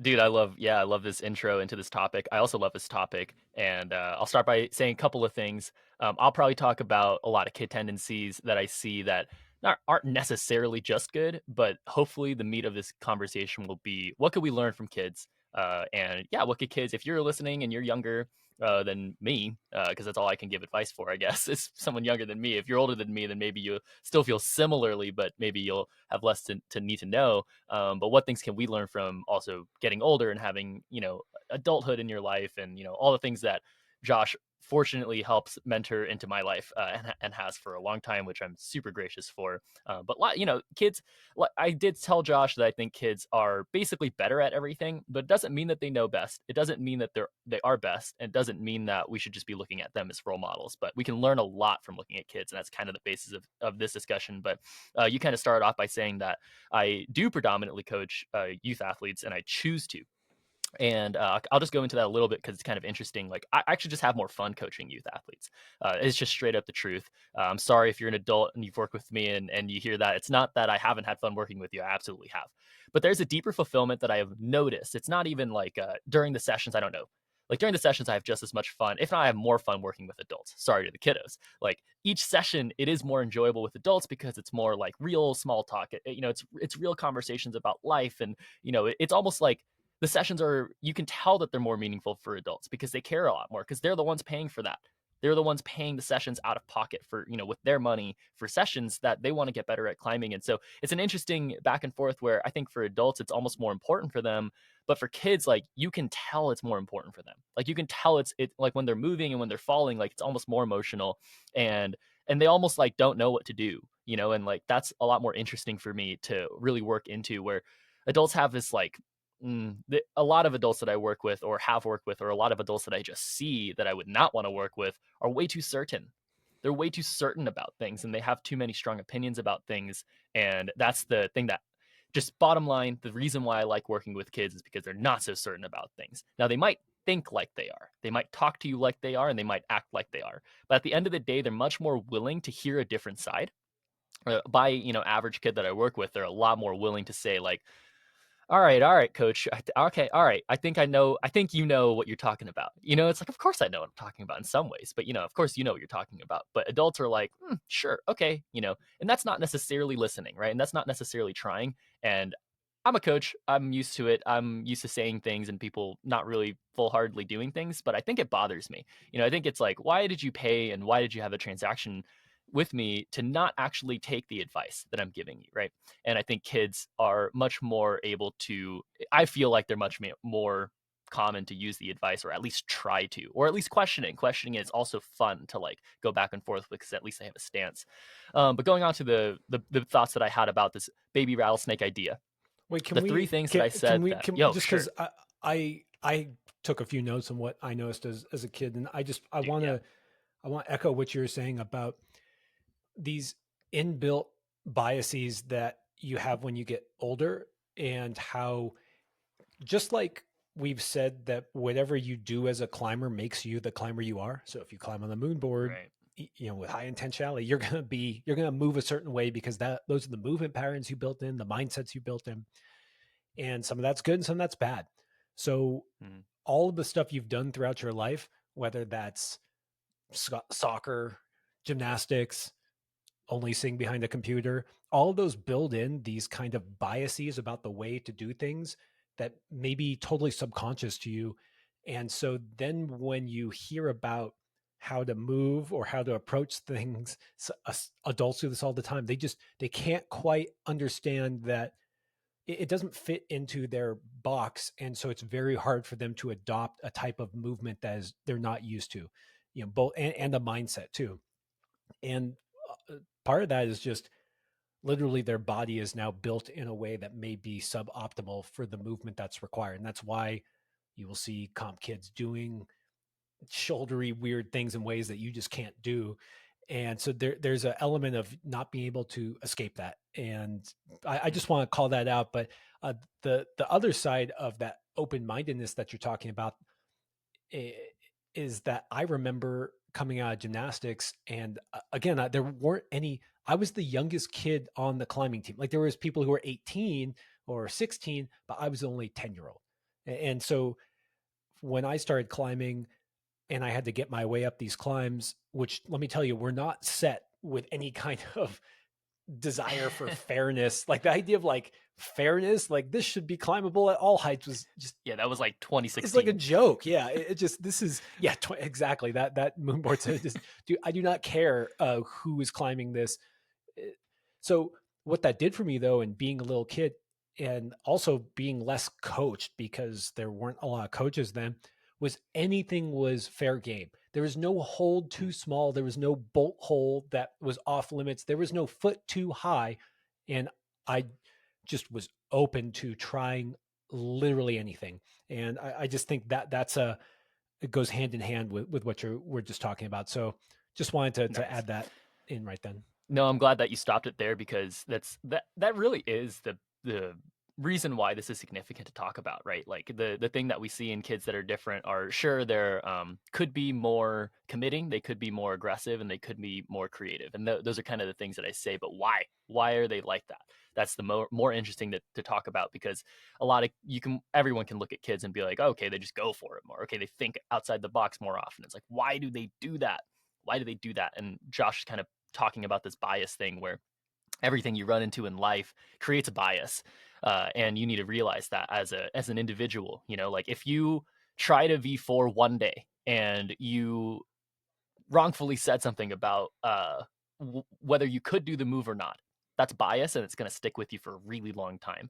You try a dynamic last move on a climb, and you either stick it, you hurt yourself by falling, or you just don't go for it. All of those are going to give you a bias for the next time you try a dynamic move at the top of a climb.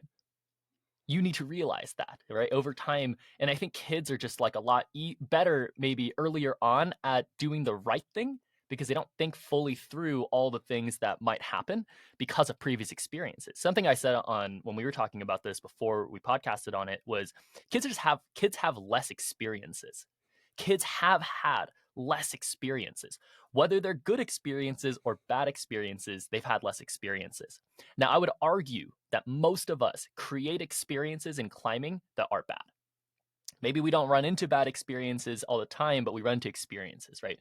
But I would say most of the experiences that most of us run into who are older are running into bad experiences because of how we talk to ourselves, right? Well, that's too hard. That's too bad. That's too scary. That's too far. That's a horrible fall. This is too cocked sideways. This foot's too bad. I don't I could just tell you straight up actually that I have more negative thoughts in a climbing session than I have positive thoughts. And I feel like a pretty freaking positive guy. Now kids just don't have that experience, right? And sorry, that's a big assumption that I'm making that most of us have, so take that with a grain of salt. But I would argue that most kids don't have those experiences. So what does that give us, right? What does that give kids? It definitely doesn't give kids a good metric to, like I said before, to stop. That's definitely the biggest thing that I see in kids that are a downfall is that they don't necessarily know how to stop themselves from going too much for a move. They don't know how to set their feet up not so aggressively all the time, or maybe they're too passive, right? Like maybe kids are too quiet and don't have enough of a personality or enough of a commitment thing, and so they're way too reserved. But that also gives them a lot of good things, right? And so they're just too go for in one way, and then they learn, right? They learn by doing and falling and doing and failing. And so what is this most important thing here is to pay attention to whether or not what you did was actually objectively good or not. What I teach a lot of kids, mostly when I coach kids, and not kids, like anyone who's younger than me, honestly, anyone who's my age and younger, actually anybody. What I coach people on is emotion, looking at how our emotions can affect our ability to make a choice or to talk about the choice that was made, right? Whether that was good for us or bad for us and why. If emotion is in the environment of a thinking process, it will get in the way of actually being objective. That could be good and that could be bad. If you're too objectively in a pessimistic headspace about whether something is possible or whether you can do something or not, it might help to have this positive emotion, be like, whatever, though, I'm psyched, I'm just going to go for it, because you might not know that those metrics are actually true or not. On the other hand, though, if you don't believe that something's going to go, that emotion can speak super, super loudly. And I've told this kid that I've been coaching, Vale Everett, for a long time, for about a year now. And something that I've said to him commonly nowadays is don't argue for yourself that you cannot do something because you will win. It's a very big tip I've been telling him constantly is stop. And I actually get pissed at him. Like when we coach, when Vale and I talk, and we love it. I think I love Vale, and I think he loves the coaching. I think he lives for it because he's so quick to change, to try to change himself. But the biggest thing I'll tell him all the time is stop arguing for yourself to not be able to do something, because you will win. You will absolutely win that argument. You will win that battle every single time. But if you argue yourself to do better, you might win that argument, right? And that's really Well, what, if you teach kids to have that type of thing, then this whole door opens up well, I for. mean, it's such a good tip for everyone, not just kids. Is if you want to set Yeah, that ceiling, you can do it. If you say I can't do this move, well, I mean, you're in control of that whole totally. thing. So Well, there you go. You and it is good for everybody, but the reason why it's really important for kids is because they don't have those experiences mm, yet, that if you teach them that system early on, really early on, then they're always going to be open-minded to look at experiences. And it doesn't necessarily mean, because like we said, if you go too hard in one way where you're like, oh dude, of course I can do that, of course, yeah, of course I can jump for this hold, of course I can step on that foot, I'm going to do this, then you're not actually being smart either. You're not actually looking at all the possible things that might not happen, right? We've brought this up on multiple occasions on Katie Lamb's podcast when we talk about Jesse Grouper, like seeing doubt. I remember saying, I used to think that was a bad thing. I used to think that, like, why is Jesse saying that this foothold, it might not work if you don't do this? Oh, but he said if. Oh, but he said if you don't do something, then it might not work, right? And that's mm, something that maybe kids don't look at as much, is like, well, yeah, you can do all these things, but what if you know, how could you fall also? And if kids are accustomed to looking in this method, then I think that there are opportunities for having good biases in a really controlled way. That, okay, well, I can definitely try really hard without a care in the world about success or failure, without, judging myself before I fail, and just going for it 100%, then I'll be fine, right? And that's what the baby rattlesnake mentality maybe should be. well, where I think is to tie it back to the mindset that kids have that is healthy there is that I think that kids are less afraid of sucking, less afraid of Mm, falling, less afraid of looking weak or bad, and that lets them, hopefully have more positive self-talk or be more willing to go for it. Where I see that a lot with adults, they're not willing to fail, they're not willing to try something new, but kids just, you know, I mean, kids literally will climb on every climb in the gym, regardless of the grade. And whether it's a dihedral or a ret, they just have this desire to try everything. And yeah, there's less of that. Oh, it's V13. Well, I only climb V7, so I shouldn't touch that. They're like, well, what's a V13 feel like? And oh, I like steep stuff, but I'm not a big slab person. That does not come out of a 6-year-old's mouth. Like a 6-year-old does not yeah, say, "This is slab. I'm a specialist on overhanging or reds." It's like right. they you know, but that really gets into people's heads, and I think it comes from those experiences too of failing, of having those Totally. falls, of being, I don't know, made fun of or whatever. I don't know. I hope that people aren't in the gym saying, Yeah, "You suck. You just fell off of that red." Like, I'll never climb a red again. yeah. On that note, I actually find it really particular. So you're saying, when you're 6, you don't like go up and be like, oh well, I usually am good at that style, so I'm gonna crush this style, or whatever. You don't have this like expectation bias. But when you're like 16, you start picking it back up. Was what I've noticed coaching like 16-year-olds, is where, especially in nowadays in today's generation. So sorry, I'm gonna use Vale as an example. Sorry if you're listening, Vale, and you feel called out. But I'm sure he'll be okay with this. So he struggled a lot. He just came with this other kid who's his age, Abram, and we got to go climbing in Red Rocks, and I got to take him out on my totally bashed up knee. And they're extremely impressive individuals. I mean, Vale just won bouldering youth nationals in male youth A, which was an extremely tough category. He got second in lead in the same year, and then he went to Korea for both youth world championship Hell yeah, events. Vale. Good job. And he's so strong, like on the boards, on everything. He's super strong. He definitely struggles. The number one thing he struggles with is the comparison aspect, is that expectation aspect. And he struggled with it. When we went to Black Velvet, I told him, he asked so many questions. He's so studious, and I always tell him too, like, the more you know, the more it's hurting you. I'm noticing that like that stuff is just like totally not important information.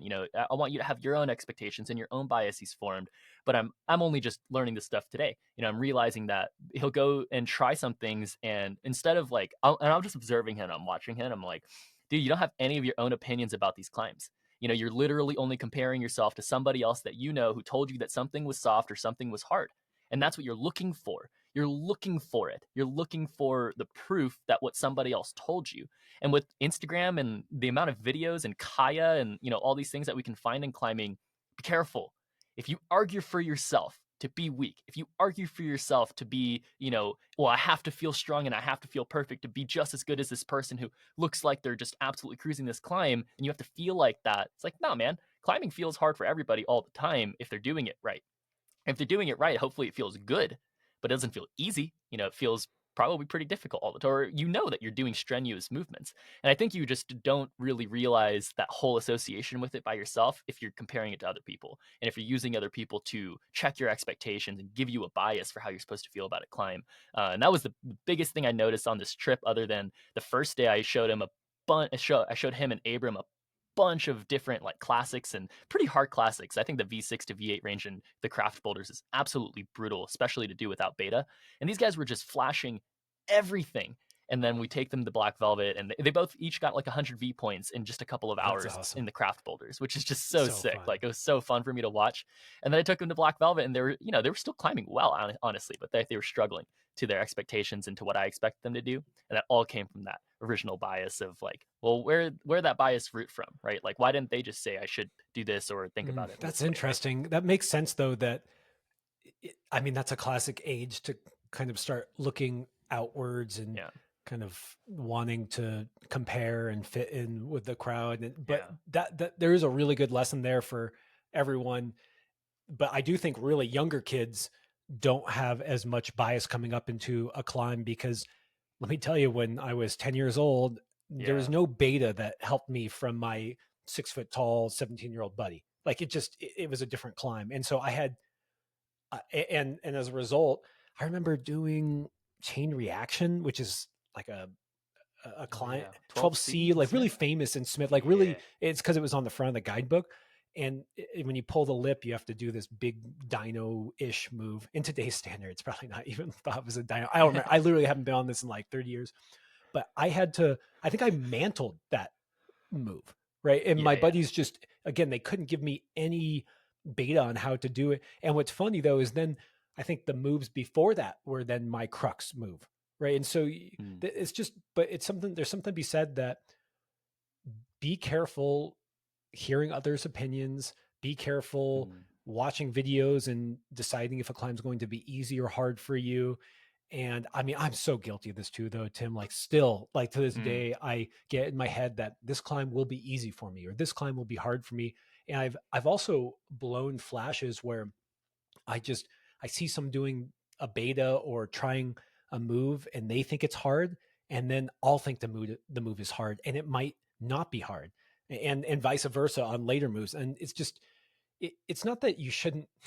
I mean, look, go ahead, watch beta videos. Go ahead, talk to your buddies. Listen to this podcast when we're talking about the defying gravity move and get all psyched before you go out and try it yourself. But when you have that self-talk, I think that's what Tim was getting at, where if you put a ceiling on yourself or you put this bias in place before actually trying it and you can't form your own opinions, like who are you as a climber? Like that's that conductor idea. Like you're not yeah, really running the show there. And as a result, you're probably uh, on the best case scenario, you're going to get the most out of yourself on that climb. But more often, it's the worst case scenario where you're going to diminish your capabilities due to expectations or things that are have nothing to do with you. And so, yeah, that's interesting to totally. that you relayed that. Yeah. The word that kind of came in our conversation about this was doubt. We were talking about these kind of concepts, biases, previous experiences, good and bad experiences. Kids go for things 100%, but maybe they don't have super strong opinions formed about what's super good and what's not as good as often as adults do. And what does this form in adults? More often than not, it forms doubt, right? It forms doubt about what you're capable of. It forms doubt about how you should go for something, or if you're worthy about something or not. And I think that adults are in my experience, far less often emotional. Kids are far more often emotional. They get very frustrated, they get very flustered, they get very happy, and that emotion kind of, I think, gets in the disruption of like your actual process of digestion of your doubt and success and failures and whatnot, which is good actually. Like, who cares, right? Who cares? That stuff doesn't mean anything about you. I actually think that that part of being blinded by like, okay, so you fell, so this means whatever. It doesn't mean anything. Like, I'm just gonna go try again. But I think adults are far less emotional, so that they actually do digest that whole process, and they're like, oh well, if I did this and that felt like this and it means this, then that means this about me. And that creates stuff like doubt, right? It can create a lot of other things. Like for me, because I taught myself a really long time ago to try to have, a little bit more balanced and open-minded thought, it gives me a lot more confidence. For sure it can. Now, because we're talking about the typical kid who and the typical adult, but there's plenty of adults that I've met who are phenomenal human beings, and plenty of kids that are just total shitheads or phenomenal human beings. It's Name not, names, these Tim. are extremely generals, right? And and I don't feel like you're normal kid. I don't feel like you're superstar kid or anything. But something I did learn is that if I constantly checked my doubts and I constantly checked pushing myself too far, I felt pretty confident about the things that I was doing. And when you have confidence, I think you can really go for things that actually matter to you. You can go for things that require outside of the box thinking and whatnot, which is, I think, what got me to do the highball things that I did. I was very interested in flexing and pushing my mind in these types of ways, but I also could see the downfalls. And I've been in a lot of pits myself of, situations where for a long period of time I might get into a habit of like forming doubt, or a habit of like forming, I don't know, just like thoughts that are self-destructive or whatnot. And those things are lasting. I think the thing that I'm learning the most is that, and the reason why we're speaking on this and find it interesting, and I find it actually just really important to talk about, is that your self-talk language, whether it's good or bad, is lasting. It's an impact, but it also can be changed really frequently. It could be changed for the positive or for the negative frequently. Even thinking about my injury as of literally the last week and a half is how long I've been injured. I've been saying some gnarly stuff about myself. And I said this on the pod before. My mom told me a long time ago that words have power, right? Words actually have power. And I fully believe that. Words don't necessarily have that physical power. They don't like speak things into existence, but they will. They probably will. And that's been proven to me countless times. And so, what words should we pick? What words should we choose? Well, pay attention, because you probably have more negative tone in your language than you think. You probably don't believe in yourself as much as you should or could, and that stuff causes doubt. And doubt's just not something. It's not our friend in climbing. I think doubt can keep us safe. Absolutely. I think doubt can keep us trying things that maybe aren't, yeah, it can mostly just keep us safe and keep us away from danger, and it could keep us away from the pain of failing. Yeah. But you need to go into the deep analysis of if it's worth it for you. Are you actually capable of that? Because if you don't push yourself beyond that, then you won't find anything in climbing, and it's not very meaningful that way. In my opinion, I think that's the only meaning I found in climbing, is pushing myself, so that I can just push myself and see what I'm made of on the other end. And I think, man, if you guys are struggling, if something, and it's Christmas, guys. I'm so psyched. I'm so psyched. We're about to get into New Year's and have some New Year's resolutions, and get into training. And, and I know a lot of you guys are injured, and, I think we can get really sucked into this mindset of just climbing to climb and get better and training and whatnot. But honestly, the deepest parts of climbing for me is the self-discovery. And the self-discovery just gets in the way, man, if you have this doubt, if you don't try to work on your belief mindsets. And kids specifically show us an opportunity to do it the right way. But man, kids struggle too. And I do want to talk a little bit about what I've seen in kids that, I see them struggle, especially team environments and whatnot. But sorry, Josh, I'll let you. Yeah. Well, I mean, I just think that the focus on doubt and seeing little kids definitely do not have near as much doubt, and that self-talk. I mean, again, these are broad brushes, and Yeah. I know you've run into kids that have a lot of doubt, and there's a coaching element of that. But I guess I just think of those little kids who just are running around like grabbing all the things, like trying hard and falling off and laughing whatever the grade.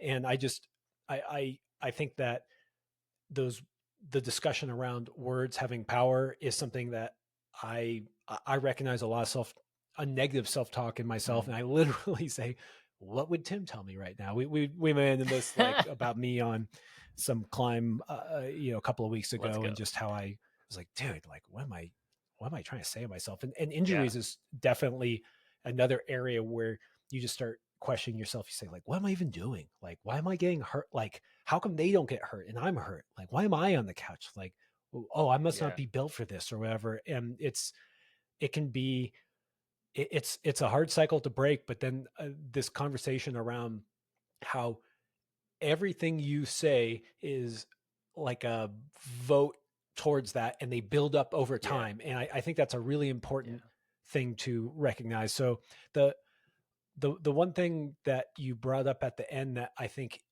maybe this will transition into the things that kids don't do so well and adults sometimes do better is I'm going to use the word analytical. So this idea that Mm.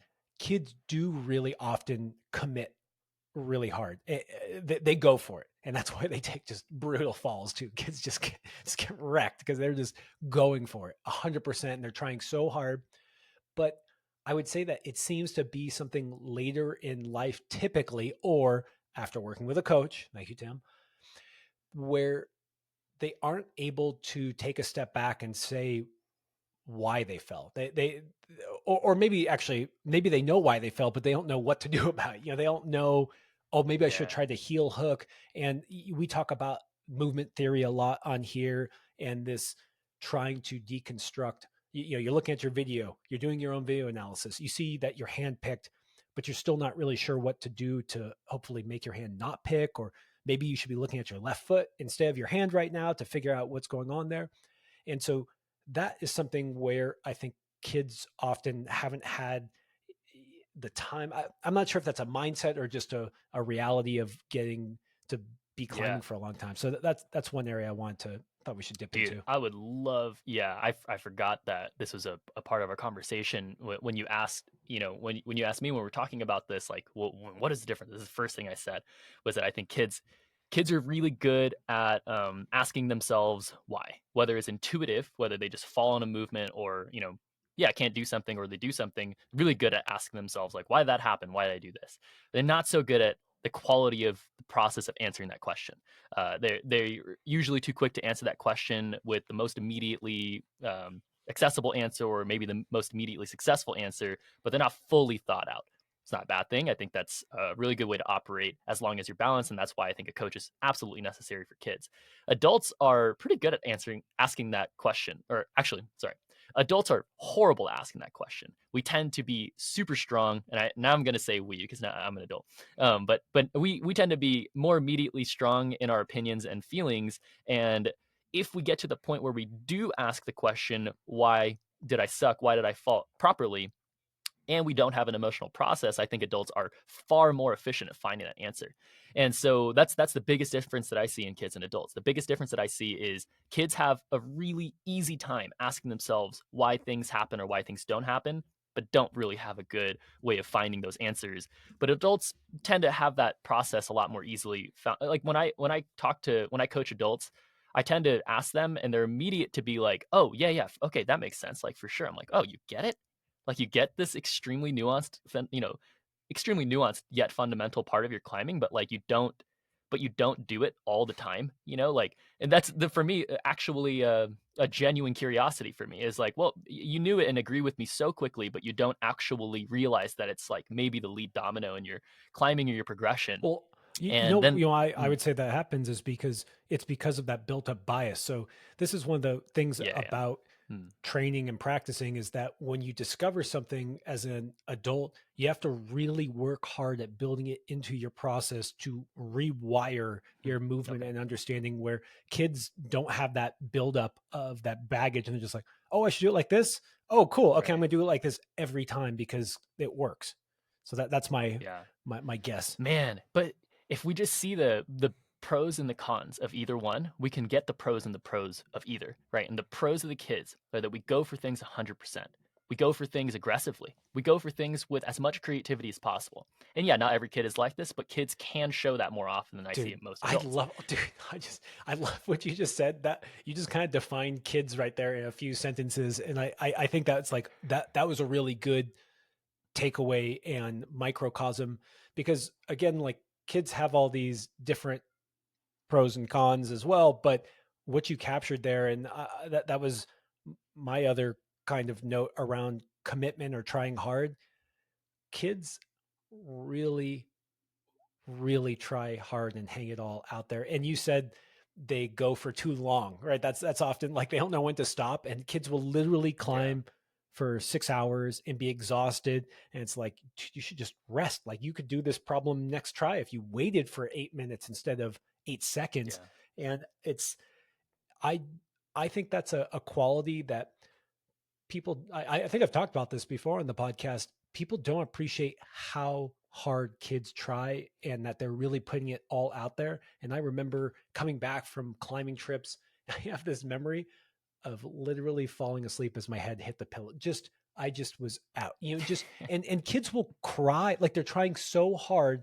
Kids, that's Yeah. why kids cry, because they're so invested in that moment and trying so hard. And I Yeah. know that we're all out there working jobs, and we can't you can't just climb for 6 hours in the gym until you're bleeding and crying that you didn't do a move. And there is a reality there, but don't underestimate. This is that intention. This is why, to link it back to that chat about climbers being maybe just as strong now as they were before, is that what it really comes down to is how much life force you're putting into the thing you're doing. And Yeah. yeah, there's something to learn there from kids, is they really are hanging Yeah. it out there. That's the thing to learn from kids. The thing to learn from adults for me, the pros that I see from adults is really that ability to look back. Really the ability to internalize things, digest things, have the wisdom and the experiences to look back on. Obviously, the con there is that if you don't use that properly, and create all these doubts and create all these barriers and boundaries, of course. But it's a pro. It's a pro to be able to look back on these things. Now, if you look at the pros of the kids and the adults and you come out on the other side of having both, you're an amazing individual, right? And so I think there's a lot of stigma and fear in the world. I think that I've noticed, in coaching youth teams, we used to talk to parents a lot, and the reason why is because we would coach these kids, have amazing breakthroughs, guide them through hours and hours of like falling on a move but getting through it, feeling this control and feeling this absolute positive confidence that they're having. And then they would go home, do their life, do school, come talk to their parents, fuck up other things, get in trouble, come back to practice, and it would be like, what is going on, guys? Like, remember last week when we figured out all these things? Like, what's going on in life? And we figure out a lot of things about how parents talk to their kids and stuff. And I think kids are kind of accustomed to learning a certain way. And I fortunately and unfortunately didn't have that much time with my parents growing up. I didn't have the time to talk to them. I didn't really have the time, that much quality time to like go into the fuck ups that I would have. I would just like fuck up in life and figure it out myself, and like get in trouble. And I think the way that kids communicate with their parents, get in trouble, maybe aren't afraid to stand up for themselves, or get a lot in the way of maintaining that aspect of being a kid, because you get in trouble So let for me it, ask you, like, Tim, just because yeah, I first of all, just I freaking love that, again, that summary of taking the pros of being a kid and taking the pros of being an adult. And I'm just right. going to ask you, this is kind of off topic, but just because it came up, what would be your tip for parents in handling kids who have a budding climbing career or a deep interest in Yeah. excelling, to not be one of those parents that you just are bummed about where that are hurting the Yeah. kids' progress? So I have an advice for kids and for adults here, for parents. For parents, I would say understand your kids.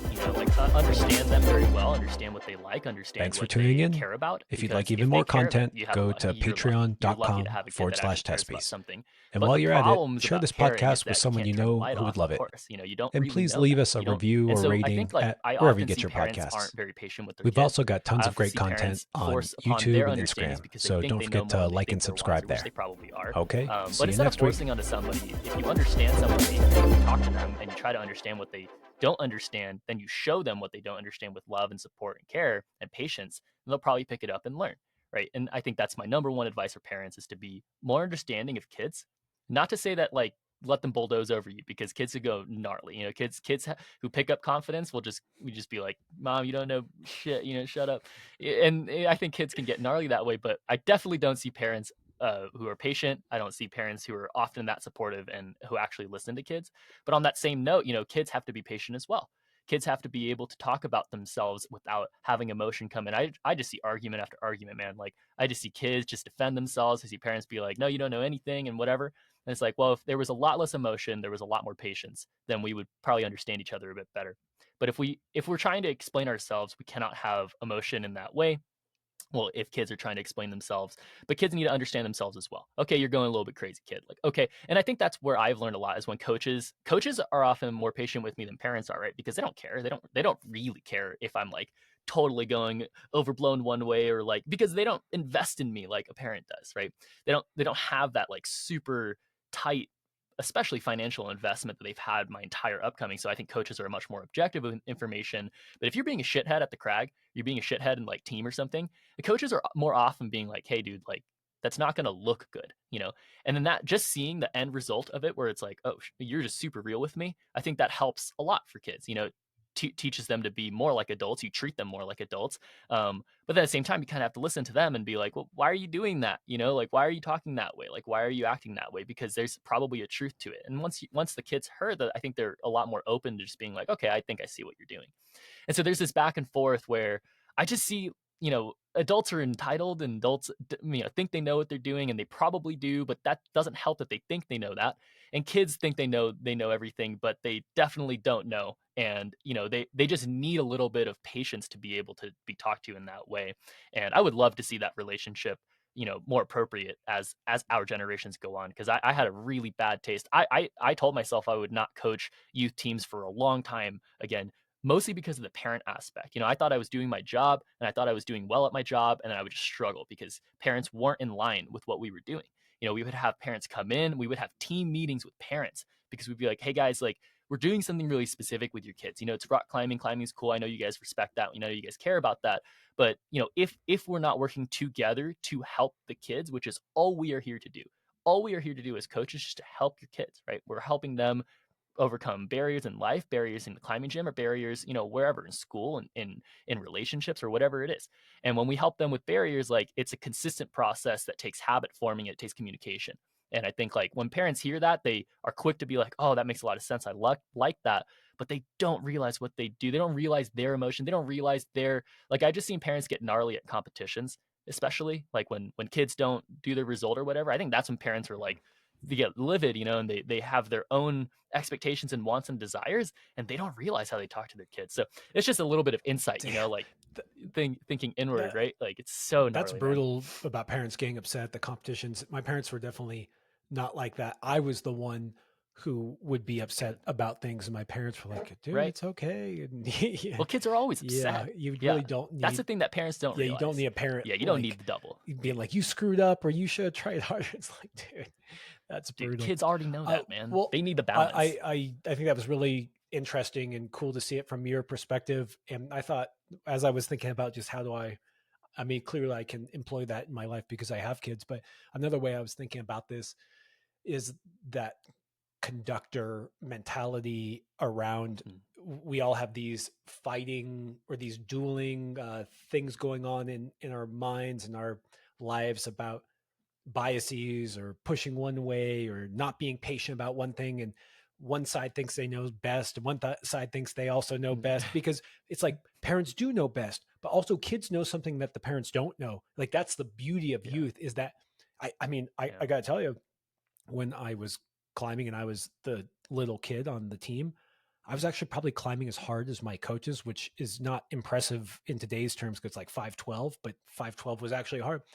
And I would argue, not because I'm special, but I would argue I was probably knew way more about climbing as a 10-year-old than my coaches did, because no one had been a 10-year-old before and climbed on yeah, those things. And so every time we have these new generations, they literally know something that you don't, whether you're a coach or yeah. it's one of the reasons why you said this. And I liked this was, dude, maybe you should ask that team kid why they just crushed your project. It's always like a joke, like, oh, the team kids crush your.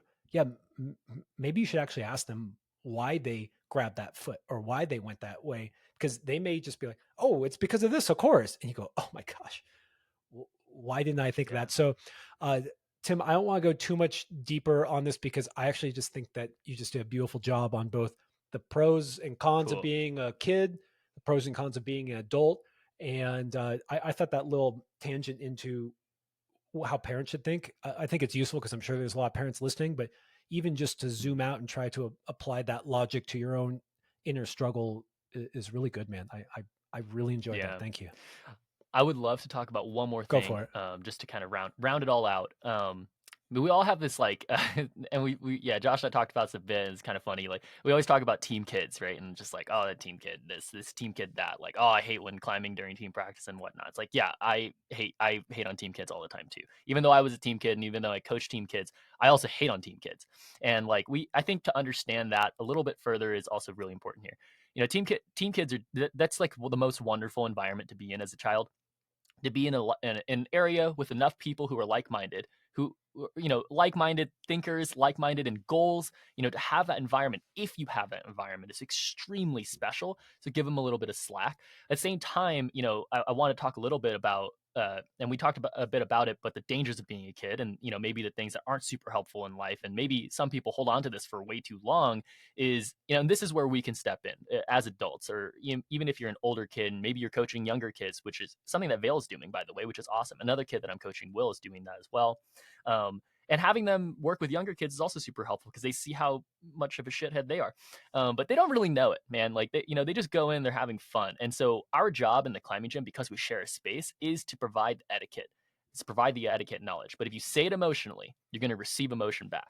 If you can say it objectively, you're going to get an objective answer back. If you can say like, "Hey, buddy, like I'm doing this and this is what's happening right now, so like it's better for you to do this," that and it's getting in the way, and you explain to somebody. I know I didn't get it explained to me that way. I got like, "No, dude, I don't care. No, dude, I don't want that." Like, "No, Tim, you don't know what you're talking about." It's like, no kid wants to hear that. No kid cares what you have to say other than objective information, if you care about them or not.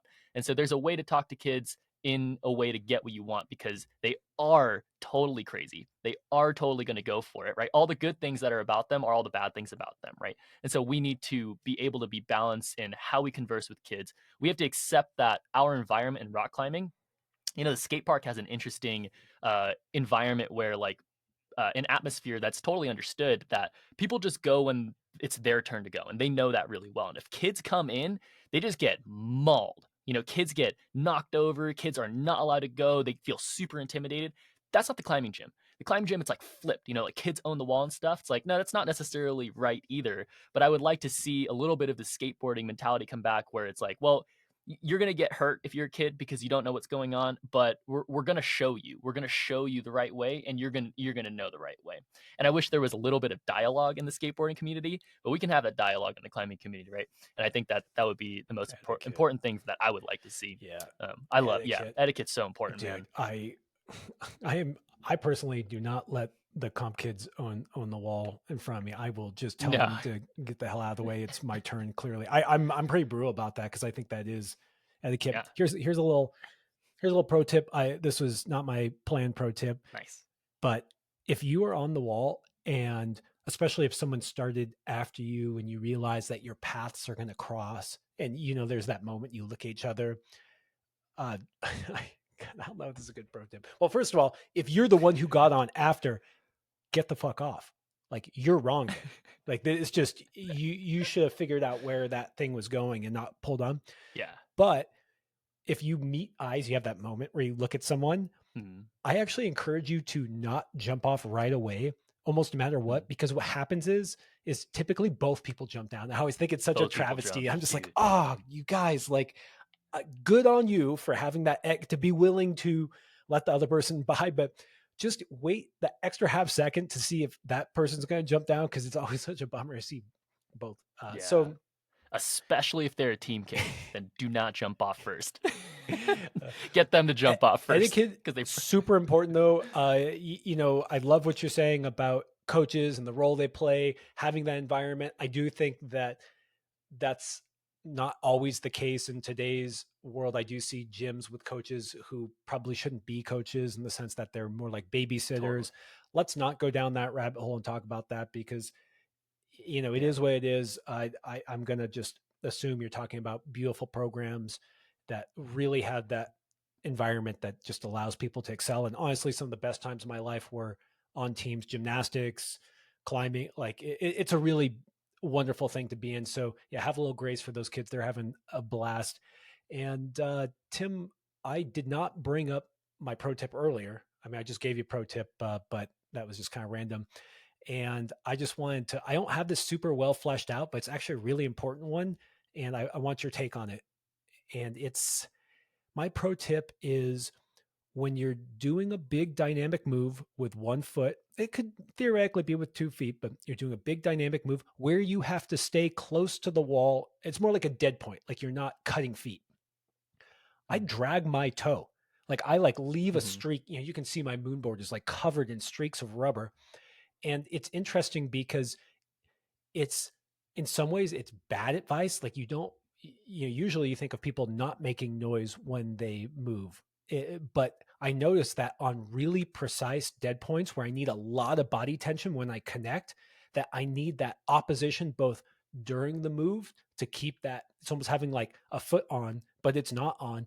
And I was just wondering if on the fly you can figure out those times where it's good to have your foot drag versus it's bad because it's not always one or always the other, but I think it's something that doesn't Yeah. get talked about where sometimes dragging your toe really important, but that's not. Do you ever hear anyone say, hey, you need to drag your toe? That's like usually not Right. a tip to give someone.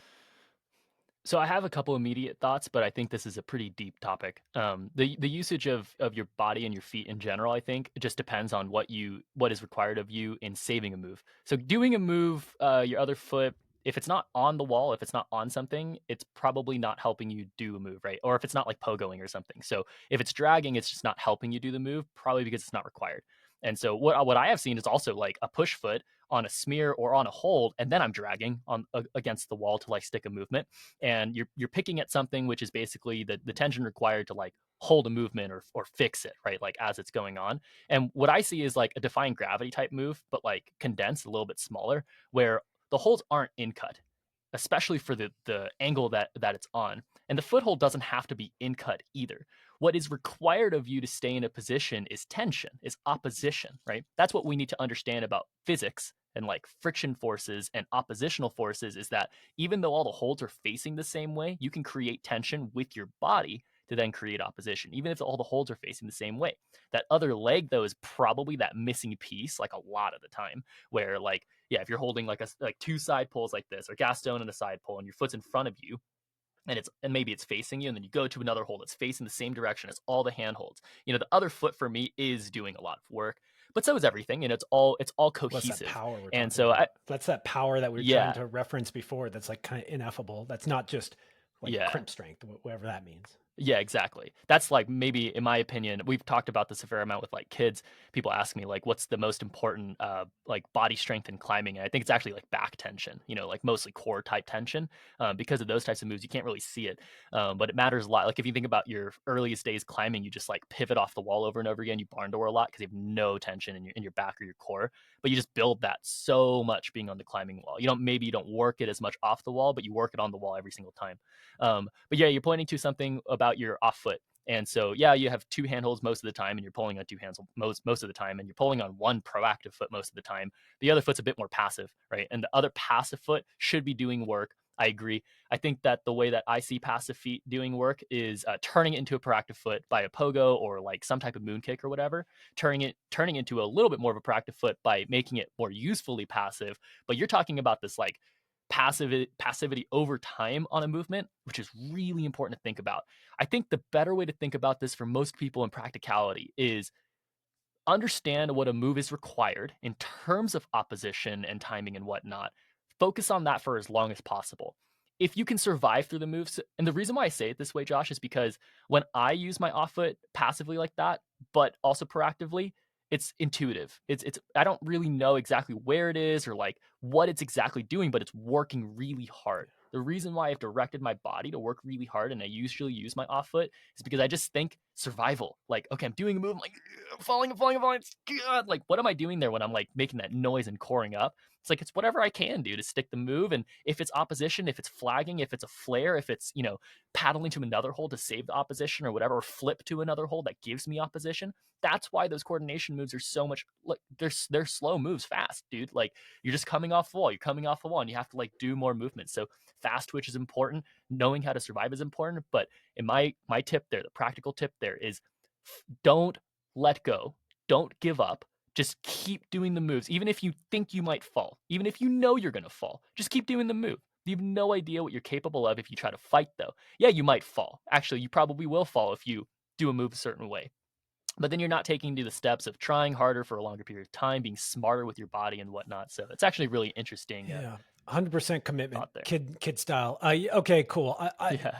It's I thought it was an interesting thing because I know that it's a really useful tool for me. I don't quite understand when I employ it. It more happens intuitively, and Yeah. it uses up like the tip of your shoe or the top of your shoe. It does this thing that I think would often be classically frowned upon, where like dragging your Mm. foot is often shows kind of like sloppy thinking, but it's like for Mm. me, it's quote unquote a drag because I'm pressed against the wall really hard. It's not that it's just kind of floating around out there. It's creating another pivot point, Yeah. but it's not on the wall. It's moving dynamically, and it's absolutely crucial for a lot of moves, but it doesn't really get talked about. So I'm glad I'm glad that you weren't just like, no, dude, you're just dumb. You don't know how to use your feet. So Actually, I will say though, sorry, in personal experience, like when I figured out that I was doing that and I figured out the useful parts of it and the not so useful parts of it, I found that I used it less. I found that I didn't need to use it all the time. I think it was a passive, intuition that I picked up by habit to fix certain movements, but there's smarter ways to fix movements. There's smarter ways to make movements easier. There's just a lot of smarter ways to climb. And so that is a really smart thing that your body has done intuitively, probably, if you know what we're talking about. Josh, when I look at Josh climbing, he's like one of the more perfect intuitive climbers, like everything that his body has taught himself to do. Well, because he's got a good foundational mindset for looking at things and trying things, it gives him an ability to do things more perfectly over time. And I do say that word perfectly. Like, things look perfect when you watch someone like Josh climb. yes, And, yes, that type of thing is perfect for climbing movement. It's probably helpful, but I will say that there's a time and a place. This kind of thing that yeah. I've You know what learned. sucks is when you accidentally catch those toe hooks as you're going. Yeah, It's dude, that's the worst. so That's why I infuriating. stopped doing it. Yeah, On the kilter board specifically, I do it a lot more on the kilter board than on the moon board because there's just more stuff on the walls. I just like drag and then toe hook something, and I'll look at the wall immediately. I'll fall and be like, that mm. thing I toe hooked. I just know which one I toe hooked to because I know where my foot's going. So yeah, it's just so fun. It's so fun to climb like that with that awareness and to practice that control and oppositional forces, timing, all that stuff. So it makes climbing fun. Okay, Tim. Good times, man. I'm glad we started out a touch somber because you busted your knee and that fucking sucks. But you're Yeah. still a badass climber and badass coach. I'm glad that we got to, if you can't climb right this second, at least you can share your love of it, and hopefully you can help other people climb on their very Merry Christmas. So thanks, Tim. Thanks for Yeah, sticking it out. I appreciate Really, it. well, we Yeah, appreciate Merry it too. Christmas, guys. Yeah. Yeah, in the announcement. Sorry, I'm just gonna keep talking. In the announcement, Josh talked about us last year during Christmas. We kind of had a goal to do an episode every week, and I got to say, for me, that's been really hard. I definitely haven't shown up every week, but you know who has? This guy, Josh Horsley. So Woo. let's all give him a quick shout out and appreciation for making our podcast great and just working on it this whole time. Thank you, Well, Josh. I'm I'll psyched. keep showing up if all you listeners keep showing up. So thanks so much. Happy holidays. Happy New Year. Let's make 2024 the year of less injuries. Yeah, exactly. All right. Take care, Tim. Heal up, bud. All right, take care, guys. Thank you.